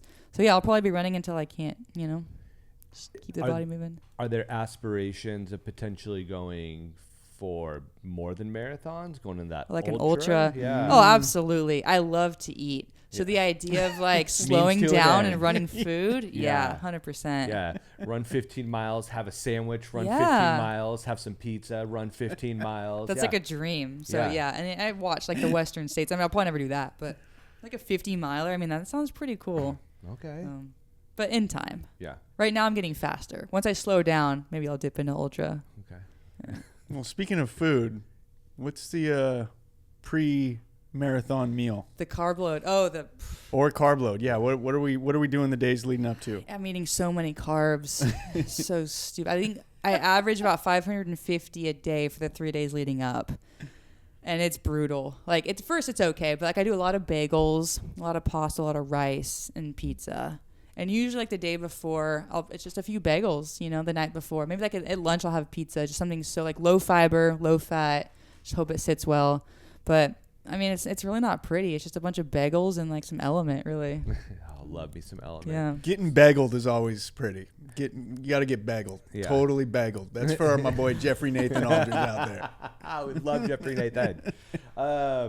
So is the nutrition also like the carb loading and the nutrition fueling through the race? Is that also something that you work on with Lindsay, or is it like not as much? You've fine tuned it on your own. Yeah, I kind of dialed that in before I met Lindsay. When we first started talking, she was kind of asking like what my plan is. Do I have a plan? And I always did, and she always approved. Okay. I know that she uses like I think it's Precision fuel, and I use Morton, so it's a little different fuel. And I've tried hers before. I love the Morton, Yeah. But yeah, like she always checks in like before. But then now it's just like, okay, I know you got it dialed. Like I know you know what you're doing. But before we had a lot of conversations about like, okay, like what are you doing for electrolytes? Like do you have a plan? And I did. And she had stamp of approval, so we're good to go. But I did a lot of research like, before, because I didn't know that it wasn't working for me. But when I was hearing things on different podcasts, like, oh, that's interesting. Oh, I'll try that. And I ran into this. Well, I didn't run into her, but I heard about a diet or a nutritionist called Megan Featherston. Started listening to her podcast, like reading her blogs and her stuff. And she's just a wealth of knowledge when it comes to running and nutrition. So I've really just kind of adapted her philosophy and haven't looked back. I mean, I'm fueling every 25 to 30 minutes on a run. Like I'm having everywhere from 700 to 1,000 milligrams of sodium an hour. Wow. Just really getting it in. I'm a very salty sweater, so I know I need it. Yeah. But it's giving me that energy that I didn't have before. I think for you, way to evolve like that. Yeah. I think I'm a salty sweater. I might need to look into this. Do you have salt on your face when you're done? Then yeah, absolutely, Okay. yeah. I The need more more. salt, the salty you are. Yeah. And I am salty sometimes. I Don't feel be like salty, too, Pete. Yeah. like people are scared of salt because it's such a bad It gets image. a bad rap, Yeah. But I mean, in a race, I will have maybe 4,000 milligrams, not including the 2 the night before, the morning of, and like after. Like I'm just so much salt, and I'm still like normal. You know what I mean? Like I sweat it all out, so you're better for it. Yeah, salt gets a bad rap. Is it the Element? Are you Element, Yeah. huge fan of Element. favorite flavor? Okay. So have you had the lemonade? No, I don't think That one. It's a newer one. Let's go. Yeah. I like the watermelon. I can't stand it. Really? I don't like artificial watermelon anything. That's the only Yeah. artificial watermelon I can handle. I'm a Isn't that raspberry crazy? guy. Raspberry's good. I like Raspberry's the good too. citrus. Yeah. Yeah. Grapefruit. Yeah, I But- will not do the chocolate one. Yeah. Ooh. We gotta make it hot. It's hot chocolate. Have you had it hot? No. Oh, there's like chocolate chai. There's like chocolate raspberry. There's so- chocolate mint, and you just put hot water. It's like a tea, but it's like hot chocolate. So, But have you had it cold? yeah, That's disgusting. yeah. Disgusting. Disgusting. I think part of my issue with that is like when I think electrolytes, like I think cold and refreshing. Like that's what I'm looking for when I'm drinking electrolytes. For I'm sure. not looking for like, oh, a nice cup of hot chocolate. Like no, if that's what I wanted, that's what I would have. I Okay, wouldn't- so say you wake up at 5, you're running at like 5:30 in the morning. It's very cold out there, maybe even rainy. Okay. You come Yep. in, you're cold. What do you want? An ice cold Element, or do you want like a nice hot? I go straight for my coffee. Well, there Yeah. you go. Okay, Sarah, I'm growing here. Yeah, That's there's a growing. time and a place for the hot, and Okay. it's coming. I Okay. can't wait. I love it. That's an interesting point. Like, what if Yeah. we were living in Alaska, or what if we were in Tahoe, where it's really cold all the time? I could get behind Well, I'm thinking like a hot Element. Friday mornings at the speed workouts, like I get back in the car to drive home and I have my coffee in there. Yeah. Why wouldn't I just have the chocolate salty Element? Well, then you wouldn't have your coffee. Well, I could bring both. Oh, okay. The world is okay. my oyster. Yeah, there you go. I've heard some people put it in their coffee. I don't like that personally. Yeah, I don't know. I like black coffee. Yeah, me too. Okay, so you probably wouldn't like it. Yeah. But have both. Double dip Yeah. or double fist. Yeah. What about the spicy mango? Oh, I like that chili? one too. You like that one? I can't have that during a race though. Yeah. So Yeah, that's that only seems- like after a run. That seems but- horrible during a race. I Yeah. had it during a long I just don't run want a to couple trust years it. ago. I haven't done it yet. I'm scared to. But yeah, it's delicious. I like it. Yeah. Yeah, no thanks. If I have any extra watermelon, I'll give them to you. Please, yes, Yeah. I will drink those. Yeah, I'm all about those ones. Yeah. Well, there's nothing like sitting around smashing some Element with some friends after a nice, A long nice run. hot cup of chocolate Element. Tell Shauna no more pub runs. Let's do Element runs. Yeah, now we're talking. Or maybe you're smashing it with some family. Speaking of support, you've got some important people that show up for you and Yeah. go on your journeys running these marathons with them. Your boyfriend's got to be a huge fan. You mentioned your mom a couple times. Yeah. What's it like having your family there? And just talk a little bit about that. That's awesome. I feel very blessed and fortunate that they still keep showing up. Like, I get like your first marathon, woohoo, and how you're like 28 in, like, oh, we still have to show up. But they come and they cheer me on, and it means the world to me. In fact, my boyfriend and my mom are in a competition on how many they've been to. And I think my mom just pulled ahead. She's at 12 and he's at 10. I think he'll kind of catch up in the spring here. But I love how like competitive they get with each other too. It kind of makes it fun for them. But yeah, I mean, you know, every race I've been except for one, I've had people there supporting me, and it just, there's nothing like it. You know, like you go somewhere and you do something so hard and you just want to celebrate, and they're always there. They're always at the finish line, just like more happy than I am, you know? So it definitely means a lot. And I don't know if I could do it without them. I don't know if I'd be traveling to all these states by myself, you know? Yeah. You mean you don't want to go back to Fargo solo to run a marathon? Only if I can meet some cool friends at the end, right? Yeah. It's definitely different. And there's some races where they can hop along the course and see me multiple times. And those are always fun because I might not know where I see them. And like, boom, there they are. And it's a nice boost. And then there's some where I don't see them until the end. You know, or like Boston, I didn't see them at all because it's just crazy. But they were there, and I knew that, and that was all. And they tried to see me, and they had their own day of like trying to get to places, which is its own story. But yeah, they weren't able to see me finish, but they were there in the moment, like before and after. And it's just like having them there at a race, even if I don't see them in the middle, it's pretty cool. Yeah. So. I love the videos that you see of runners in big races where they run over to sort of the sidelines and they get to engage or interact with their supporters. Maybe they've got a sign, but they certainly high five. Have you ever, do they make posters or? My first few, I would say that, you know, now it's 20, whatever. And, but yeah, the first one, especially, so that's when like I had a lot of family there and they were there with their signs, and my aunt would run with me for a little bit. My dad hopped in and ran. One of my favorite pictures is both of them, my aunt and my dad, both running with me for a time. So my dad will hop in and run it once he goes to, and vice versa. So yeah, having them in the sidelines with signs, I'll run over, I'll get high fives, I'll get some encouragement. I might throw something at them that I don't need anymore. I might pick up something that we talked about. But yeah, I'm always headed to their direction if I know where they're going to be. And I just get a little boost, and yeah, it means a lot. It's pretty cool. Yeah. That's really special. That's fun stuff. And I try sometimes, like, there'll be, like, other Sarahs around me, and I'll hear, like, go Sarah. And so I see she has a group, so I kind of, like, sneak in and, like, I'm Sarah, too. Like, try and steal her cheers, you know? That's awesome. But I love seeing it when other people have cheering squads. It's just inspirational. So get that encouragement where you can. Absolutely. Yeah, absolutely. The Lassen gravel ride. Lassen gravel. Okay, so Susanville does a race series up there. Linda is the director. Didn't you run it? Yeah, the Biz Johnson, the Paiute Meadows, and they also do the Southside Scramble. But they have a bike race, the Lassen gravel ride. And I was doing a little research and came across a video you had posted on social media about doing the Lassen gravel ride with your boyfriend, which is a bike ride. It's a bike ride. Yeah, tell us journey. about that. Yeah, so it was like one of the flyers, I think, from one of the Chico runs, actually. It had Lassen gravel ride. My boyfriend's like, oh, I want to do that. So then we had to buy bikes, you know? So, I mean, yeah, that was an interesting experience because there's nothing like an actual race. And same with a marathon. You never can predict what it's actually going to be like until you're doing it. And needless to say, we did not prepare properly.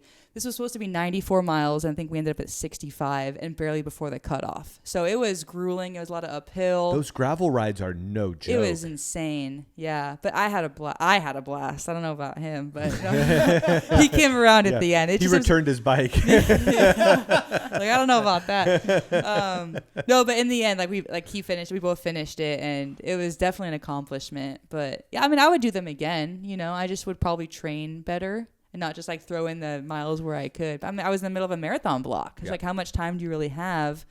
You know, but it was very cool, and I would absolutely do it again. I would recommend that particular ride too in Susanville. It's just beautiful out there. Just it's uphill the whole first half, so just be prepared for that. But yeah, well, the beautiful parts are, I recognize them on the video. I got to run those on the Biz Johnson, and when you're crossing those bridges and you're going through those tunnels and it's wide open there, the creek's running next to it's gorgeous, so pretty. Yeah.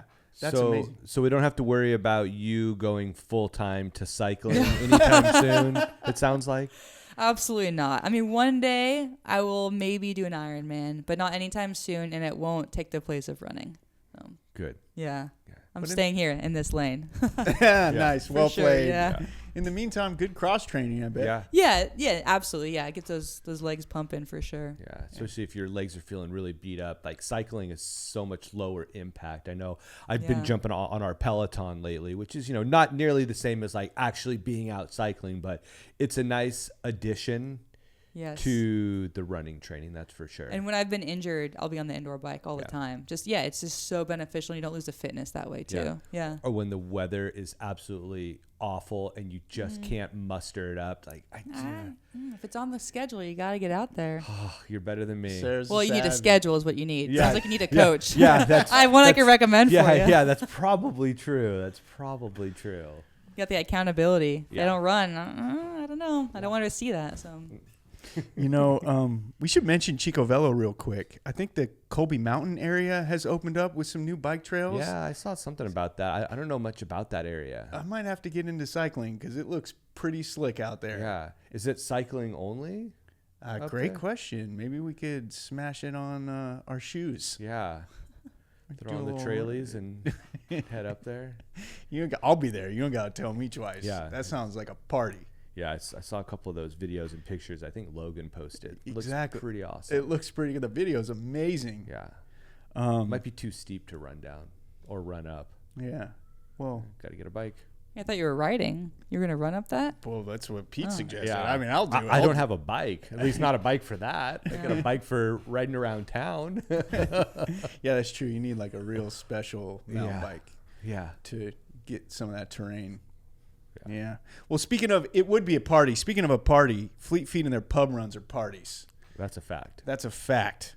What makes this community so special? You participate in the pub runs, Sarah. It's always fun to see you at those different events. What do you think about just Fleet Feet, the community, the pub runs, and why we're so lucky here? We are, and I don't think that there's other places that do the pub runs like we do. Because I've looked it up. Because I'm like, oh yeah, you should look in your local community for the pub runs, and they might have like one every once in a while. But what Shauna does for us, I think, is so cool. And you're just out there every month, sometimes twice a month. And like, if you don't know anybody, you can go there and you can meet people. And like, that's the thing, is everyone's just talking to everyone, and it's a cool thing. I remember, when I first met you, Ross, and you're like, I need a community. Like, who am I going to run with? And I think, was it Sheila that's like, you should go to Fleet Feet. And in these pub runs, it's just that. Like, it's just a community, and they just accept you. And you may show up alone, but you don't, like, you walk away with a phone number. Like, you have a friend to hang out with the next time. So a phone number and a pair of shoes sometimes. Yeah, lucky me. Yeah. Yeah, that was pretty cool. But yeah, sometimes the raffles and the giveaways and always the free beer. So it's always a good time. Yeah, absolutely. Sheila definitely encouraged me to do it. We wouldn't be doing this podcast if it wasn't for Fleet Feet. It's a fact. Like, reconnected with my boy Pete, who we went to college together. Oh, wow. I don't know if you knew that. I didn't know that. Yeah. Wow. Long time ago. Long time ago. Yeah. Ran into each other at a training, at a kickoff of a training program almost 1 year ago. We're coming up on almost a year ago that program started. Did you know that each other lived in town? Yeah. Yeah. But not that each other ran? Nope. Yeah. Oh, We'd crossed paths a couple times, but it had been quite some time since we'd seen each other. Like, oh, I run, you run? Yeah. Cool. Let's be friends again. Yeah, it worked out. Now we're just two peas in a running pod. We should change our podcast name to that. That's pretty funny. 2 peas in a running pod. Oh, that's awesome. We're rebranding. You got some sweet shoes from Pub Run winning that raffle. Yeah. We did a fun little social media video for Fleet Feet that they posted on their page. It was that good. Yeah. I don't know about you did a great job. You did a great job. But what I wanted to mention was, Sean is such a big fan of you. I've had some discussions with her about Sarah. I told, some people that we're going to have you on the pod, and they were excited about it. Oh, so, cool. yeah, I know that. I hope we don't let them down. No, I'm sure you don't. And they're, what they do and how you're involved means a lot, and what you've accomplished and what you're doing with your running journey is cool to Paul and Christina and Shauna over there. So I thought it was cool that they shared that video. And yeah, you're a big part of our community, and you're doing something that's pretty incredible. So Well, thank you. Yeah. Do you think they would sponsor me? That's what I'm trying to go Yeah. for. Like, we need to get you a sponsorship. That would be cool. Well, hopefully Hoka saw that video we did. I know that you used to be sponsored by water. Do you think they're looking for someone else? When your older podcast? You might Yeah, not- okay. hydration. So, yeah. Yes, water is abundant. Peter is definitely sponsored by Yeah. H2O. Yeah. Maybe now we'll be sponsored by Salt. You Yeah. never know. And fuel. Oh, and strength training. We need to get Yes. need to get sponsored Strength by training. strength training, the motivation muscle. Yeah. What keeps you going when it gets hard, Sarah? You know, that's a good question. I think it's the why that you have to have that pushes you in all areas of life. You know, I'm a very stubborn person, and I'm grateful for that because I just don't give up on things. And sometimes I do. I shouldn't say I don't give up, but I always strive to complete my goals. And when it's hard, like I was talking about earlier, that I think about somebody who wishes they were out here, maybe not running a marathon, but wishes they could walk again, or wishes they could, be there for their baby girl, and they're not anymore. So it's like, what can I do for myself in this moment that somebody else wishes they could do in their life?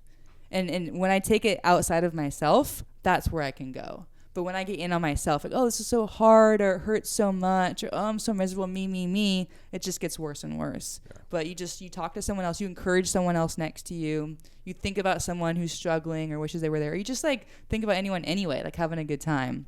And when it's outside of yourself, that's kind of what pushes me to continue on. I think Love that. stubborn isn't the right word. I think it's determined, right?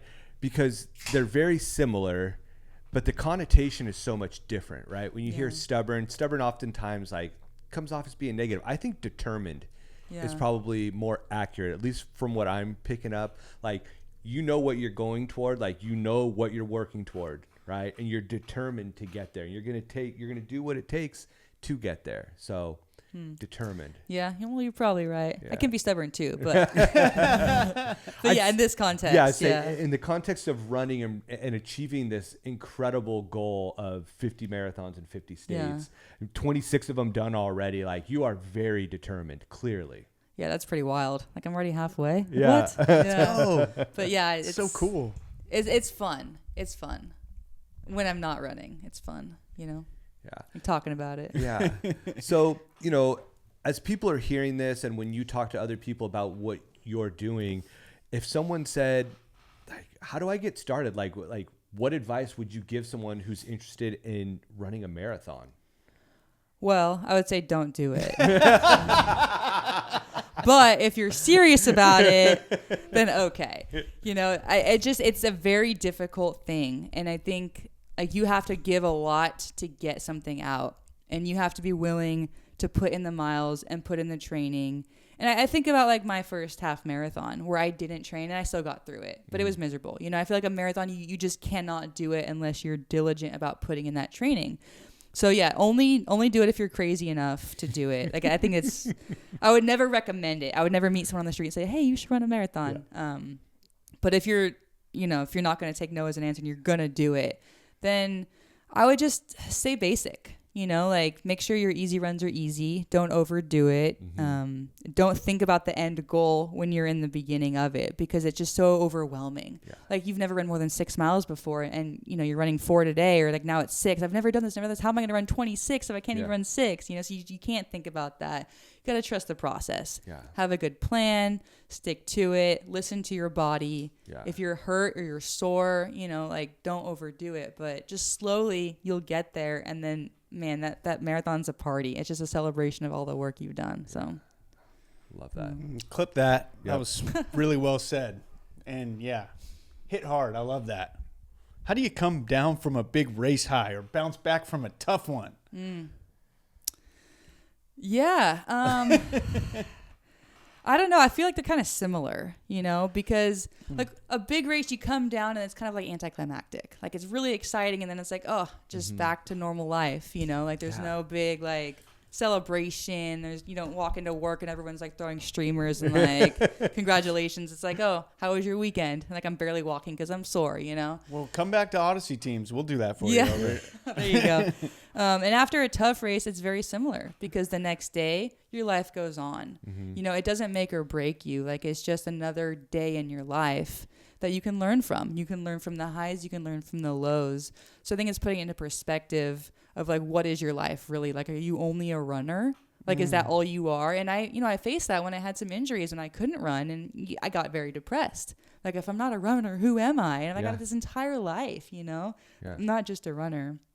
But when you just put it in that small bucket, then you can get very isolated. So yeah, I mean, the come downs, they're very similar. You celebrate it when it's a win, you learn from it when it's a loss, and the next day you go back to work like it didn't happen, or you celebrate with your friends. But so it's interesting that you know, this is a question that came up, and I've mentioned this book before, but there's a book called What I Talk About When I Talk About Running by Haruki Murakami. It's this author who got way into running. Like, he's a very accomplished author, but focuses energy on running as well and Ironmans. And one of the things that he wrote about in this book was the come down after a race, because you just said it, right? It all ends so quickly, right? You've done this training block for months on end or weeks on end. You built it up. You've just finished the Boston Marathon. You've just finished the Indianapolis Marathon, whatever it is. And he said, like, there's been times when afterwards he goes into a deep depression for a few weeks because he doesn't have that thing he's working toward, right? It already happened. It's done. And, you know, he didn't always have the next race on the horizon. And so I think that feeling of like, gosh, this is really hard to deal with. What do I do now?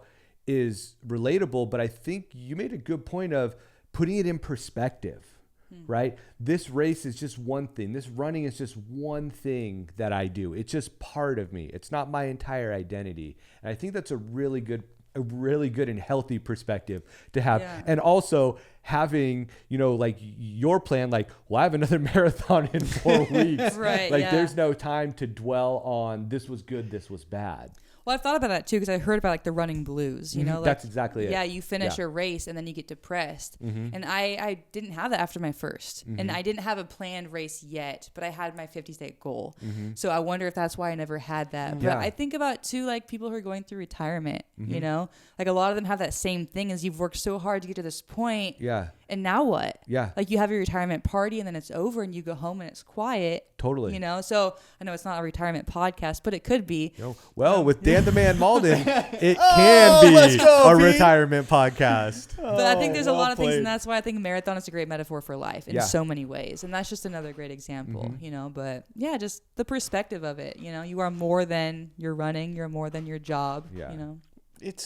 It's hard not to get wrapped up into how challenging all of it is, which I think lends itself to it becoming such a huge part of your identity. You know, like when you're putting in a lot of mileage and you're grinding, like it consumes you a little bit, you know? Yeah. Well, especially when you're in the build and you're in peak weeks, you know, like you're up early, you're running, you're at the work, you go home, you sleep, and you do it again. You know, you don't go out on the weekends because you have a run the next morning, and like that's just all you do. So it makes sense. Yeah, it's basically I'm Sarah the runner, you know, but it's when it gets hard, or like sometimes you have to take a step back because like your friends still want to see you. You can't just pick running every time. And you need that balance. Yeah, right? I Right? think so. You kind of learn the hard way too when people stop calling. You're like, oh, Sarah's not going to come, you know. There's a lot of those memes online, right, where it's like, you know, it's the picture with like the cup of coffee, and it's like, my friends invited me out, you know, to go drinking tonight, but I said no because I have a long run in the morning, so I'm just having hot tea and calling it a night. Like, that doesn't all sound bad. Yeah, it happens. Nice. It just, you know, your life is what you make it, right? And like, I'm on this goal to get faster, you know, like, sure, I'd love to break 3:20 one day. And if I can do that, maybe 3:15. And like, oh man, if I could ever break 3 hours, that'd be a dream, you know? Like, who knows if it'll ever happen, but what am I going to sacrifice on the way, right? Is it worth giving up relationships and friendships if I'm only running and then I get hurt and I have nothing, you know? Or I'm too old to run. Hopefully that never happens. But that's why you run now and you do all this strength training and building up, right? That's what we talk about is like, this isn't an investment in right now only. This is longevity. I'm doing this. I'm being healthy now so that I can be healthy later too. Well, yeah, you're putting in the work now, right? Yeah, exactly. Because yeah, when I'm 70 or 80, I'll still be running. Yeah. You know, that's the goal anyway. That's when you're going to start doing ultras. Yeah, yeah, it might take that long, huh? I have like a funny video idea of like going to a Runners Anonymous meeting and being like, Oh, that's hi, cool. I'm Ross. And everyone, hi, Ross. And going to your running I store. run every day. Yes, you do, Ross. And that's It's okay. okay. It's okay. I run every day too, Ross. Yeah. You're not alone. Today I passed by the pub and it said free beer and I just kept running. Yes, Sarah, we got I'm in this. it, I'm we got in it. this creative vision. Oh, that'd be a funny video. And we're all like decked out in our running gear, like with the hydration vest. you got the Rocket X3s. I got 'em, on, you know? We got like high class gear. We're all like happy to be there though. We're not like We're sad. eating our gels in the circle. What's for dinner? Stroop waffles. Stroop waffles and caffeine gummies. Oh, my hot cocoa element. Oh, that'd be amazing. Oh, shoot. I think we need to do that. That's kind of a funny video idea. It dude. is. That'd be really It funny. is. We could film it in Fleet Feet. Trying on shoes. Runners Anonymous, just trying on more shoes. Oh, They'll make like me it. faster. addicted to shoes. Addicted, yeah. I have a problem. How many pairs do you have? Yeah. Not enough. I had to get another shoe rack. Yeah. Oh, that's always the question. Oh, this is kind of funny because it leaks right into our next segment, which is a little bit about if you weren't running, you know, what would you be doing?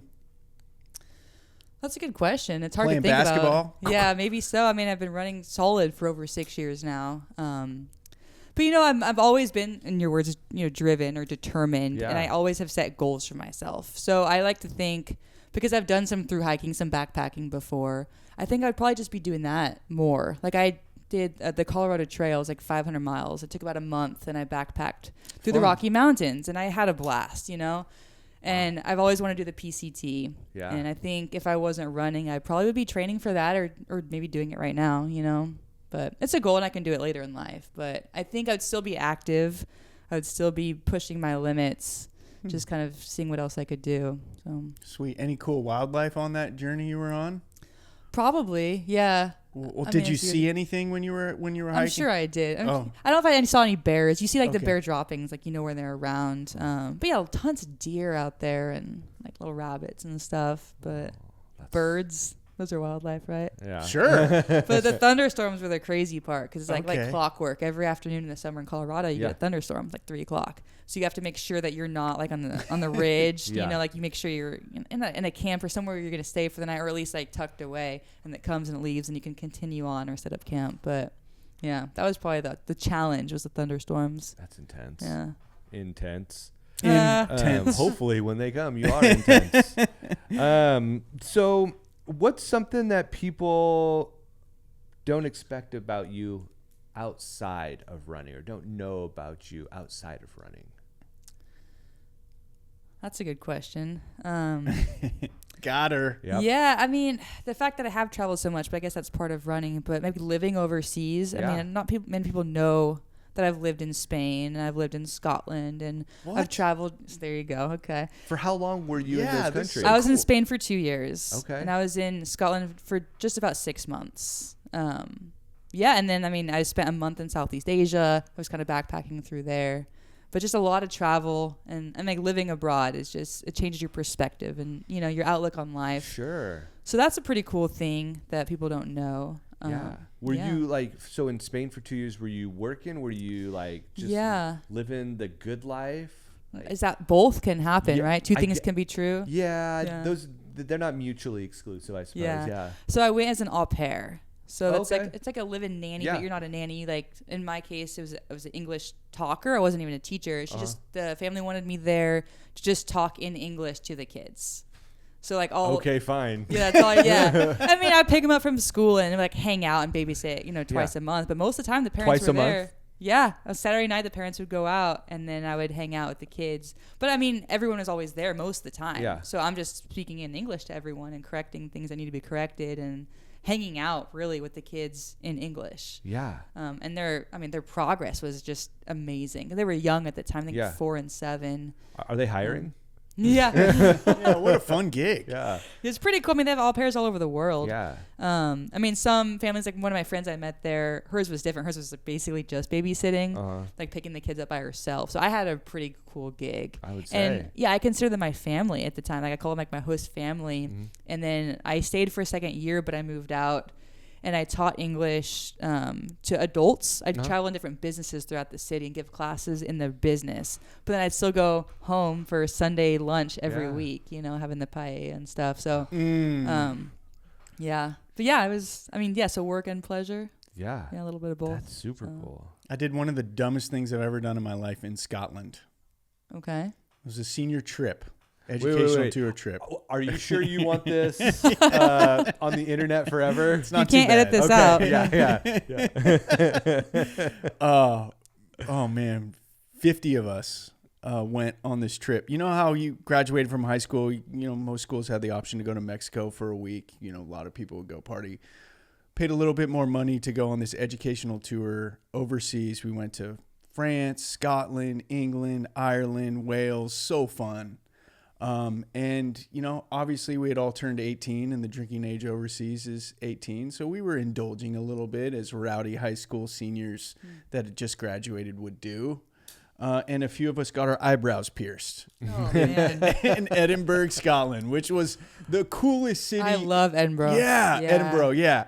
Wow. That eyebrow ring lasted maybe 3 months. Yep. I might have met you with an eyebrow ring freshman year at Chico State. Gosh. There's not many pictures of it. I think I was able to dispose of most of them. Yeah, well, that was pre-internet. Yeah, true. Yeah, so it's a good thing. Yeah.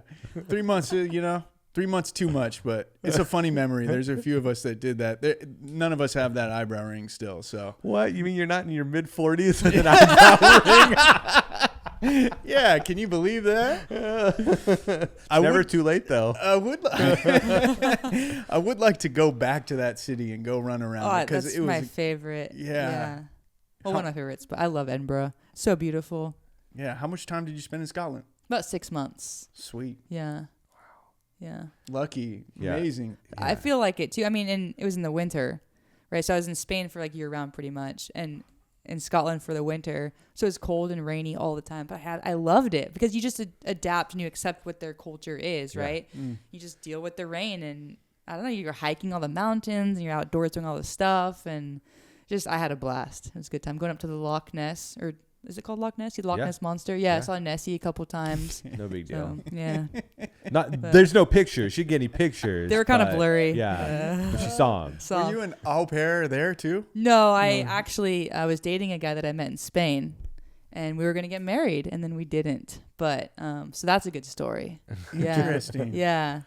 So that's why I was in Scotland, and then but yeah, like the castles and stuff too. Like it's just an amazing place. So much history. They wouldn't need an au pair there too, right? They speak English pretty good. Well, maybe.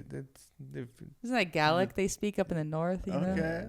But they all know English. Yeah. But that's the thing too, is that you're over there, then anywhere in Europe is so easy to get to. Like I traveled so much living in Spain, to Italy, France, like Germany. It's just all right there. Oh man. Like for them, a weekend away is like for us going to like Nebraska. It's just right there. Yeah. I've been to Grants Pass, Oregon. That's a cool place. Is that why you named your kid Grant? Oh, that's a good point. No, but maybe that's the story I'll tell him now. Yeah.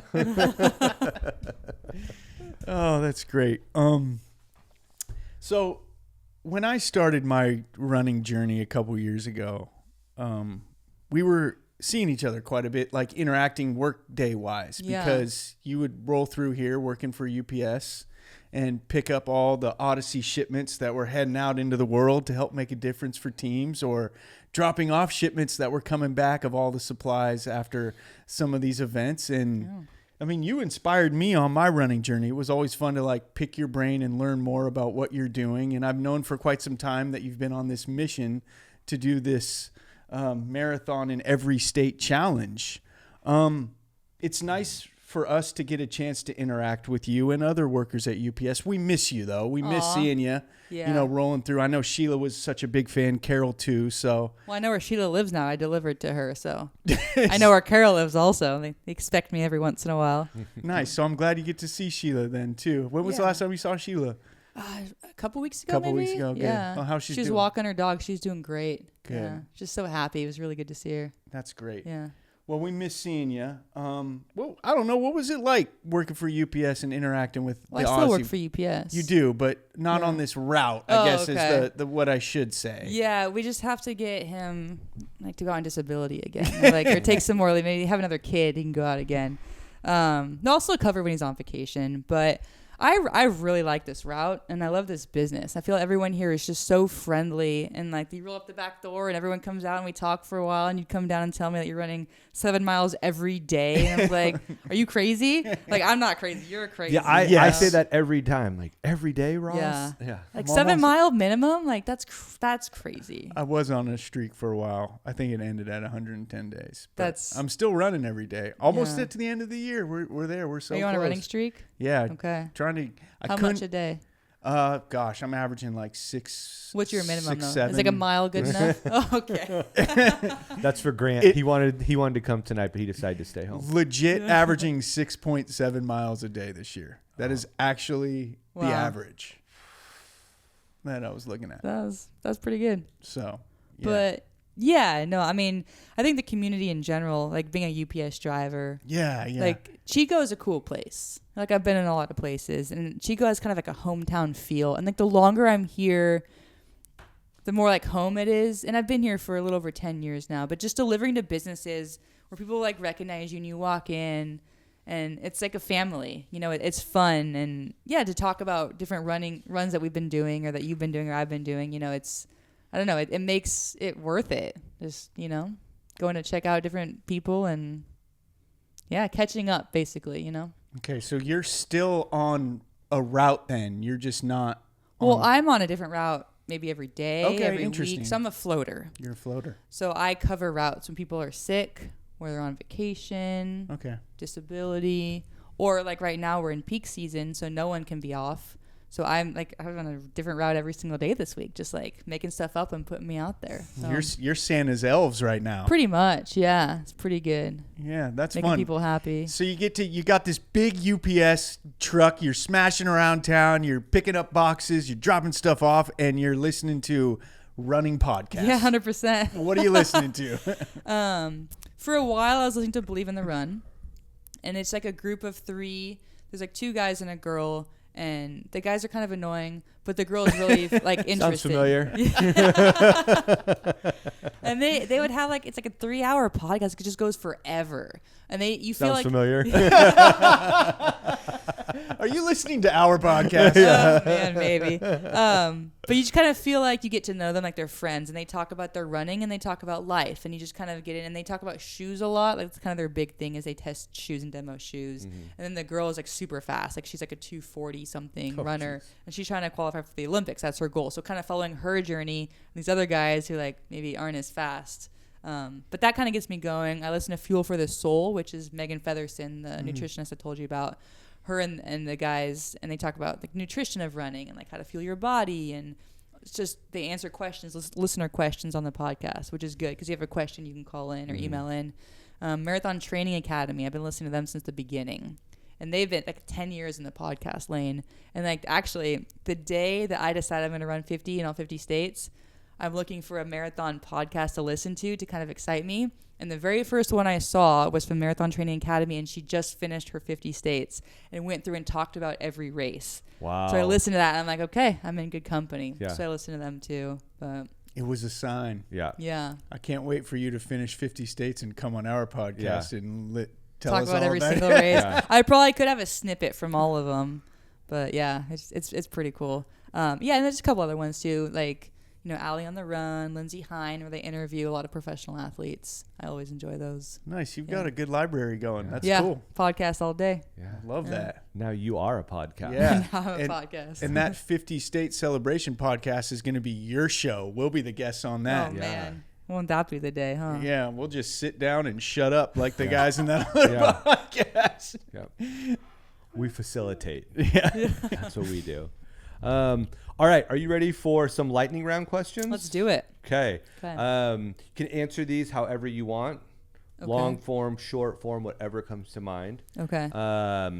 So first one is your favorite place to run, whether it's a trail, if it's a race, just your favorite place to run. I love running in Colorado. Okay. It's beautiful. It's hard. But you always see deer out there. Like there's always some sort of wildlife. And yeah, it's just, I love it. I also love being in Colorado. Okay. Yeah. Is there a specific town or city or park that you like? Or My brother lives in Parker. Okay. And there's a lake kind of near his house. So I make my loops, but there's like a mile that goes around the lake. And sometimes I'll just kind of do laps around that. Mile repeats. Yeah. Yeah, pretty much. I don't sprint those because I don't have to sprint when I'm in Colorado. That's right. Thanks, Lindsay. Yeah. But those are fun. Okay. So when you're out running, you said you run solo most of the time. Probably 99.9%. Yeah. Okay. With my dog, though, I'd run with him sometimes. Okay. So not always solo. Okay. So when you're out doing those runs, do you have headphones in, listen to something, or are you raw dogging it with just your thoughts? Both. When it's dark, no headphones. That's I got to safe. be alert. So I'm Yeah. in my thoughts pretty much like right now, every morning, nothing. The long runs definitely have headphones, and it's the podcasts. Okay. Unless I'm doing speed work, and then it's nothing. Okay. Because I have to hear my splits. Oh, okay. So podcasts, not music typically?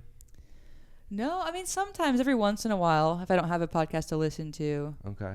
But yeah, I feel like I can get distracted more with the podcast. I can kind of tune out and just get away from myself, you know? Yeah, just turn the legs over. Yeah. Keep it moving forward. Yeah. Okay. Pretty You're a much. morning runner then too. Are you training all the time in the morning?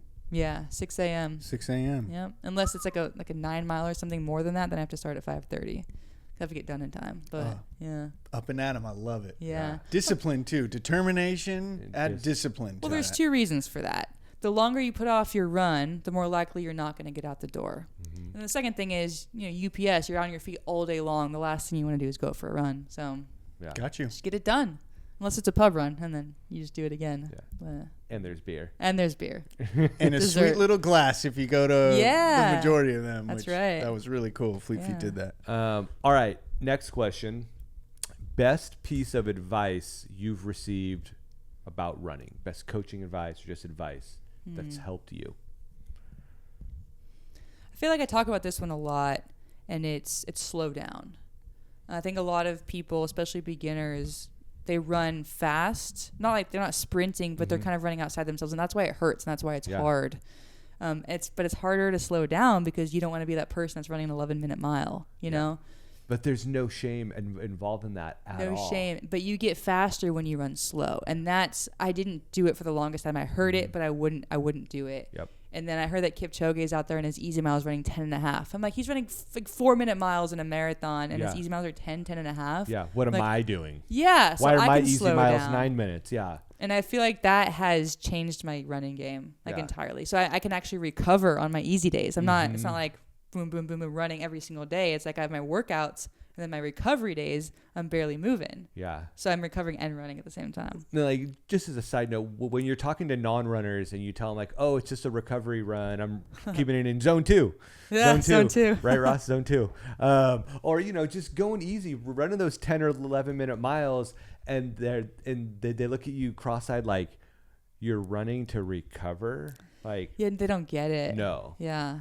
they definitely. But I don't really talk to them about recovery runs. Yeah. I might go to work and they say, "Oh, how far did you run today?" I'm like, "Oh, like 11 miles." Or, Yeah. wow. I'm like, "Don't worry, it's all easy miles." And like, I shouldn't Yeah, have said anything at that point. they're You like, know? what do you mean easy Like, miles? easy, yeah. Like, yeah, totally.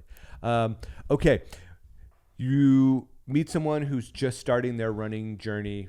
Whatever it is that their end goal is, 5K, marathon, 100 miles, whatever it is. What's one piece of advice you would give them as they're starting?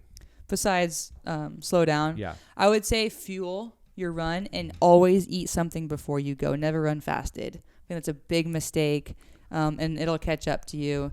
And I feel like men can get away with it a little bit longer, but in the end, it will catch up. So even if it's like a graham cracker or two, like get something in your body to fuel your run. Gotta get that Rice Krispie treat and Yeah. beef jerky. You're good to go. There you go. Yeah. All right. So I have 2 more. Okay. Next one. You've just finished the 29th marathon, and you are ready to eat. What are you going for? Like, what is that like? Oh, I need this now. I'm never really hungry after a marathon. Okay. I always have that, celebratory beer, and even if I have to force it down, like I'll try. Okay. But it's usually where can I get to quickest? Okay. Like what's around the corner. I love a good burrito or a burger. I feel like a burger is an easy go-to. Kind of get that greasy, like in the fries and stuff. But I will tell you, actually, I don't eat meat often, but after a race, sometimes I'll crave a steak. Oh. And then I'll go hard on that steak. Yeah. Yeah. I respect that. So, but the beer is the one you're looking for. I feel like it just kind of caps it off, you know? And like you have the signs when you're running and it's like, all this for a free beer? I'm like, well, pretty much. Yeah. Okay. And the last one. Garmin, Coros, or Apple Watch. Oh my gosh. Which one are Was you? this given to you by like Christina at Fleet Feet or something? No. Oh man. I feel like I'm going to turn off a lot of people right now. I have an Apple Watch. Okay. We need to have a talk. Yeah. Why did we have to ask this question? I knew it was coming. No, that's funny. Like, no, that was just one I thought of today. Like, oh man, we never asked. Like, I always love to hear about gear, but like, if I had to pick between a Garmin and a Coros, I would probably go with Coros. Okay. My family has Apple Watches and like the Apple Fitness where you can like comment on everyone's workout. Yeah. That's the only reason I still have an Apple. Okay. The only reason. So I ran with Apple Watch for a long time, and I ran with a group. Like everyone I ran with had a Garmin or a Coros or something, and my mileage was always off every single time. Yeah. And there'd be days where it would be like a half a mile off from what everybody else ran. I'm like, what is going on? So I finally took the plunge and went Garmin. Yeah. But whose was more accurate? So I'm going to say the Garmin is more accurate. Okay. And I think... So do you think you were running more with the Apple or less? No, less. Like I was coming up like half a mile shorter of everybody else. Like if your watch, if your Garmin and Ross's Garmin said 5 miles, my Apple Watch said 4.4 or 4.5. I'm like, what? I'm getting... So you had to run further. Yeah. Oh, so I'm fine then. That means I'm just getting more miles. Yeah. Making you, therefore... A better runner. Yeah. I usually, if I'm doing a route I haven't done or I'm out of town, there's a website. It's called On the Go Map. And then you can kind of pinpoint each, like the route you're going to take, and it adds up your miles as you go. Okay. So I know, okay, this is my 6 mile loop, and that's what I do. And then my watch is usually pretty accurate. And if not, I'll finish out to get 6. Yeah. But it usually Always kind of get goes to to the that map. number. Yeah. Yeah. Unless it's a workout, and then I just do my workout and I'm done. Yeah. Okay. Very cool. Yeah. I'm going to start throwing that one in there. See what people are wearing. Great question. I love it. Yeah. Gear question. I got one. How do you... What do you do to reset or recharge or recovery? Do you have something you go to for recovery? If I've got a back-to-back race, then I will really get on the tart cherry juice. I feel like that's probably one of the ways it helps like replenish your muscles, and like there's something about it, the inflammation. But tart cherry juice I will drink before and after a race if I have a back-to-back. I won't do it as much because it's expensive. Like if I have like after Indiana, I didn't do the tart cherry juice because I'm in like off season. But after Pennsylvania, I was drinking that thing like it was free. That's so interesting. I don't think I've ever heard about tart cherry juice. Oh, yeah. Tell me more. Well, it's like any berry, really, but the tart cherry is just so concentrated. I feel like the antioxidants in there. I mean, there's research. Can you get like do research, Ross. Yeah. Okay. Can you get like bottles of that? Yeah. Cherry Bundy's the brand I use, but I've actually seen that in the store. But you go to the store, just be careful because a lot of them are from concentrate or like the added sugar. Might need to go to like an S&S or something like that. Yeah, or order it online at the feed or at Cherry Bundy. Yeah. Okay.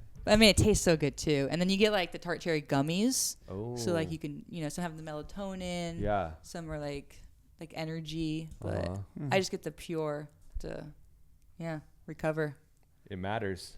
I love that. That and lots of protein after a race. Protein and carbs. Got to refuel. Recovery is important. And tart cherry juice, protein and carbs leads us right into our next break. This break is brought to you by Recovery because the miles don't mean much if you don't rest. Absolutely. Recovery is how you build strength.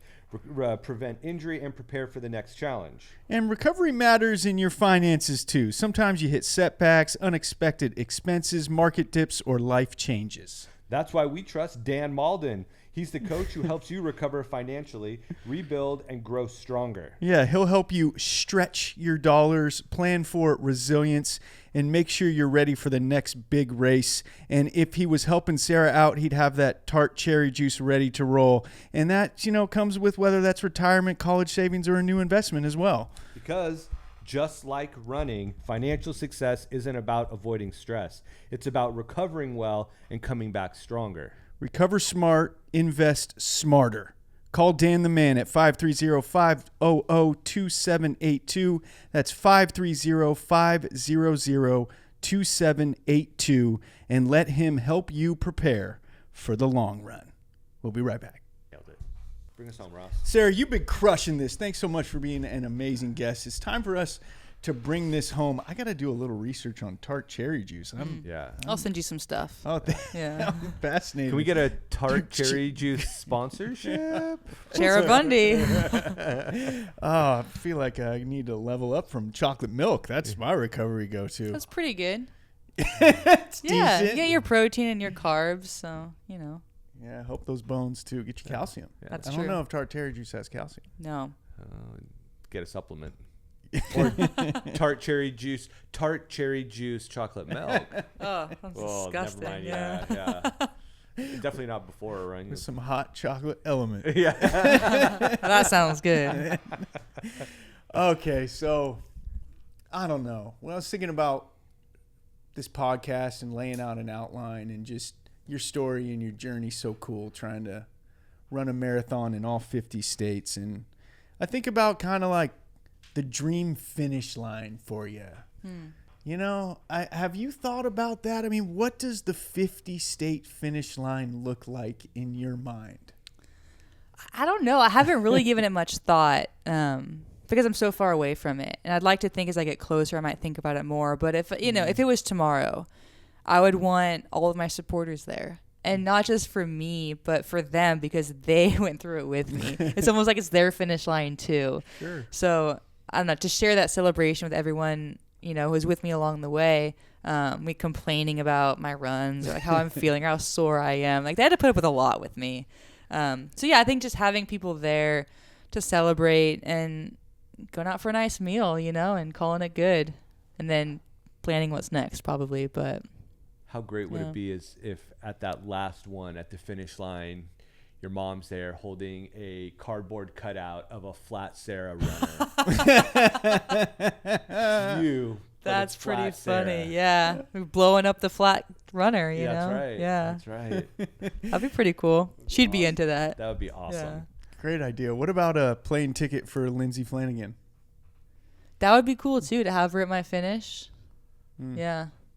Yeah, I mean, she's, from now on, she's the one that's going to get me through the rest. So I imagine over time it's going to be even more meaningful.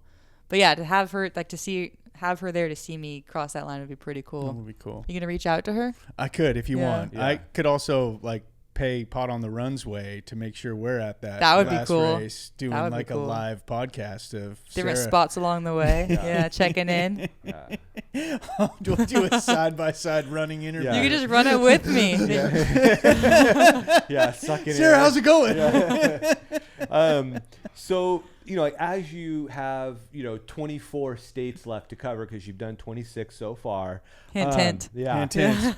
Do you Well have played. a plan for which state will be the last one? Are you holding off and saying, I'm ending here, this is it? No, actually I'm not. I've already done Alaska. Okay. That's a pretty big one. Oh, that's the one we didn't No, get. I started with that one. Oh, you did? Yeah. That's right, yeah, because you went down the west I went coast. down. Yeah. My mom has been to 49 states, Okay. and the one she's missing is Hawaii. And all of the races in Hawaii are because she's a teacher, so it's during her school schedule. So I told her that when she retires, I'll take her to Hawaii, and then I'll run my marathon then. Yeah. Because I don't want to wait and put off her 50th state until I'm ready, you Yeah. know. So Hawaii will be sooner than later. So as far as my last one, I don't know, it's probably gonna be something like Iowa, something Through cornfields and yeah, a field of dreams. something in the Midwest, woohoo, anticlimactic, but But it won't be anticlimactic. It won't can't be because whatever it is, it's going to be special. Totally. Yeah. Yeah. Running through cornfields. Yeah. Oh, children of the corn. And we know what's next after 50. Maybe some international races. Maybe a triathlon also. An Ironman is definitely something I'd love to do. And there's something else that kind of piqued my interest. It's like the Great World Race. I forgot what it's called, but you're running a marathon in 7 continents in 7 days. Have you seen that? Yes. I'll have to make a lot more money, maybe get a sponsor for that one day. But I think that would be very cool. That would be insane. Yeah. The people that knock that off their list are just incredible. And if it's not in 7 days, then maybe just hitting all 7 continents. I think that's easy to do. Yeah. But yeah, we'll just keep going. And, all the cool races. There's so many in each state, too. And I picked one, right? Yeah. So maybe I would like to go and do another one in that state or something. Yeah. Well, you mentioned New York, too. You that's the one you want to do, the New York City Marathon. Yeah, but if, I'm getting to the end and I still haven't gotten picked in the lottery, I'll probably do Wineglass and Corning, New York. That one's got high reviews. So I've got options. Marathon in Buffalo. Yeah. Oh, man. In the winter. Yeah, I love a good challenge. Yeah. So. Oh, that would be a challenge for sure. So if anybody wants to follow along with your story, where can they find you online? I've got an Instagram account. Yeah, it's you do. Booyah Cafe. Booyah Cafe. BOOYACAFE. My nickname when I worked at the coffee shop was Booyah. Booyah likes coffee, the cafe. So Booyah Cafe. Perfect. Warning, you might see some flat runner pictures. Yes. And they're awesome. More flat runners than anything else, I'm sure. Flat runners and my dog, mostly. Well, some of your last race posts, you've gone in depth. They're almost like a journal entry where you're kind of describing some. Yeah. They're fun to read. I wished I had started doing that because I've looked back and like my first marathon, I am a marathoner, and that's all I wrote. And I'm like, what about my journey? Like there's some really tough ones, and like Washington D.C. talking about that Blue Mile, like how impactful it is, and I don't really write much about it. So I wish I'd done more, but like that's why now I'm really making an effort to kind of give my experience in the written word, so it just lasts forever. Yeah, well, and if anybody's interested in running or interested in running journeys or a lens into what somebody's doing when they're trying to run a marathon in 50 states, give Booyah Cafe a follow. Yeah, it's pretty cool to see your thoughts and to go through it. So, hey, thanks for being an inspiration. Pete, this was fun, man. Yeah, any thoughts? This was great. No, I'd just add to that this was great. Sarah, I didn't know much of your story at all. I know we met a while back at a pub run, and you walked away from the table. And this is like right after Ross and I had just started doing the podcast stuff, and we had these like dreams of like, man, what if we did a whole bunch of these? And we started talking to people, and Ross was like, Sarah's someone we got to get on at some point. Yeah. She's on a mission to run a marathon in every state. And I was like, what? That's a thing, first of all. So it's just cool to have you come in here and really take a deep dive and get to know the background and what got you to all this, from basketball to Spain, struggling through a half marathon in Spain and questioning every running decision you've ever made, to really like jumping into this with everything that you have and just the whole coaching that you're getting. Like there's every time we talk to somebody new in here, Ross, it's like another level is just opened up to it just opened up to what's out there and what people are doing to get what they want out of running. And, we're all in this for a different reason, and we're all getting our why and finding our why or redefining our why. So it's just cool to get more perspective. And I think you have an incredibly interesting story, and I'm super pumped to follow the next 24 marathons and see how this thing comes out. 24 plus. Yeah, at least 24 more. Yeah, it's really cool. Well, thanks for having me, guys. It's been a lot of fun. Yeah. Well, thank you. So well said, Pete. I feel like the end of our podcast is like the end of a run with Pete, where you're just gonna push it and bring home something, bring us home with something super well said and cool, man. That was great. Yeah, man, stop. No. But hey, I've got one other thing that's totally not related to, it's related to running. And I was thinking about this before we came over, and then finding out that Sarah is a hooper. So play along here. This might get a little convoluted and hard to follow. But okay, so Monday Night Football has the Monday Night Football song, right? It's notorious. Like you flip it on, you're like, oh, it's football time, right? even like Sunday Night Football or like Fox Football on the weekends, right? They have these theme songs. NBA on NBC is back now, right? And we got Round Ball Rock back, right? The John Tesh piano classic. Oh, it's the GOAT. Oh, man. So I was thinking about that today, and I was thinking, does running have something like that? Like, is there like a song that's so closely connected to running that when you hear it, it's like, oh, instant nostalgia, or like, oh man, it's time. Like, I don't know. Like, I don't know even why I went down having that thought to begin with. It's a good thought. I don't like, think so. Is there a song that's so connected to running that you hear it, you're like, oh, running. You know, like you hear Round Ball Rock and you're like, basketball, right? Or the Monday Night Football song. Oh, it's football time. That's a good question. I feel Great like question. there's a lot of like marathons. They'll play a lot of the same songs. Yeah. But every one of those songs makes you think of something else, like Rocky. You I know. was gonna say maybe the Rocky theme song is like the closest. Or like the Final Countdown. It's a big one. Okay. But you know, I guess it kind of makes me think about running now because. And I'll tell you my playlist for my first marathon. Every time I hear one of those songs, I think about running. But that's not like a common, like a Monday Night Football song, you know? It's not ubiquitous like some of these songs. Yeah. Okay. Huh. Yeah. You got me thinking about the SNL skit where they do the NBA. Yeah. It's so good. It's such a good skit. Yeah. No, can we just take the words out? Yeah. What do you mean? You want to take the words out? Yeah. Yes, it sounds amazing. Yeah. Let's take the words out. Such a good skit. That is a good skit. Yeah. I'm gonna watch that tonight. Yeah. Maybe we got to find a band. We got to start a running song. Sarah, do you know anybody on your UPS routes? I could probably find some. There's some kids drumming in the garage, you know? That'd be the best. Yeah. A local kid band coming up with the international running song. Yeah. Well, yeah. Anyways, thank you for playing along as I brought that up. That's just, I really don't know what even prompted that thought to begin with. You got to finish strong, so that's good. Yeah. Well, I don't know if that was strong. Ross, you can cut that part out. No, we're keep that in. It's a good thought. It's a good thought. Oh, well, thanks again, Sarah. Booyah Cafe. Let's go. All right, see you guys on the run. Yeah, See you will. on the, well played, Yeah. Sarah. I Your think end line every she time. nailed it.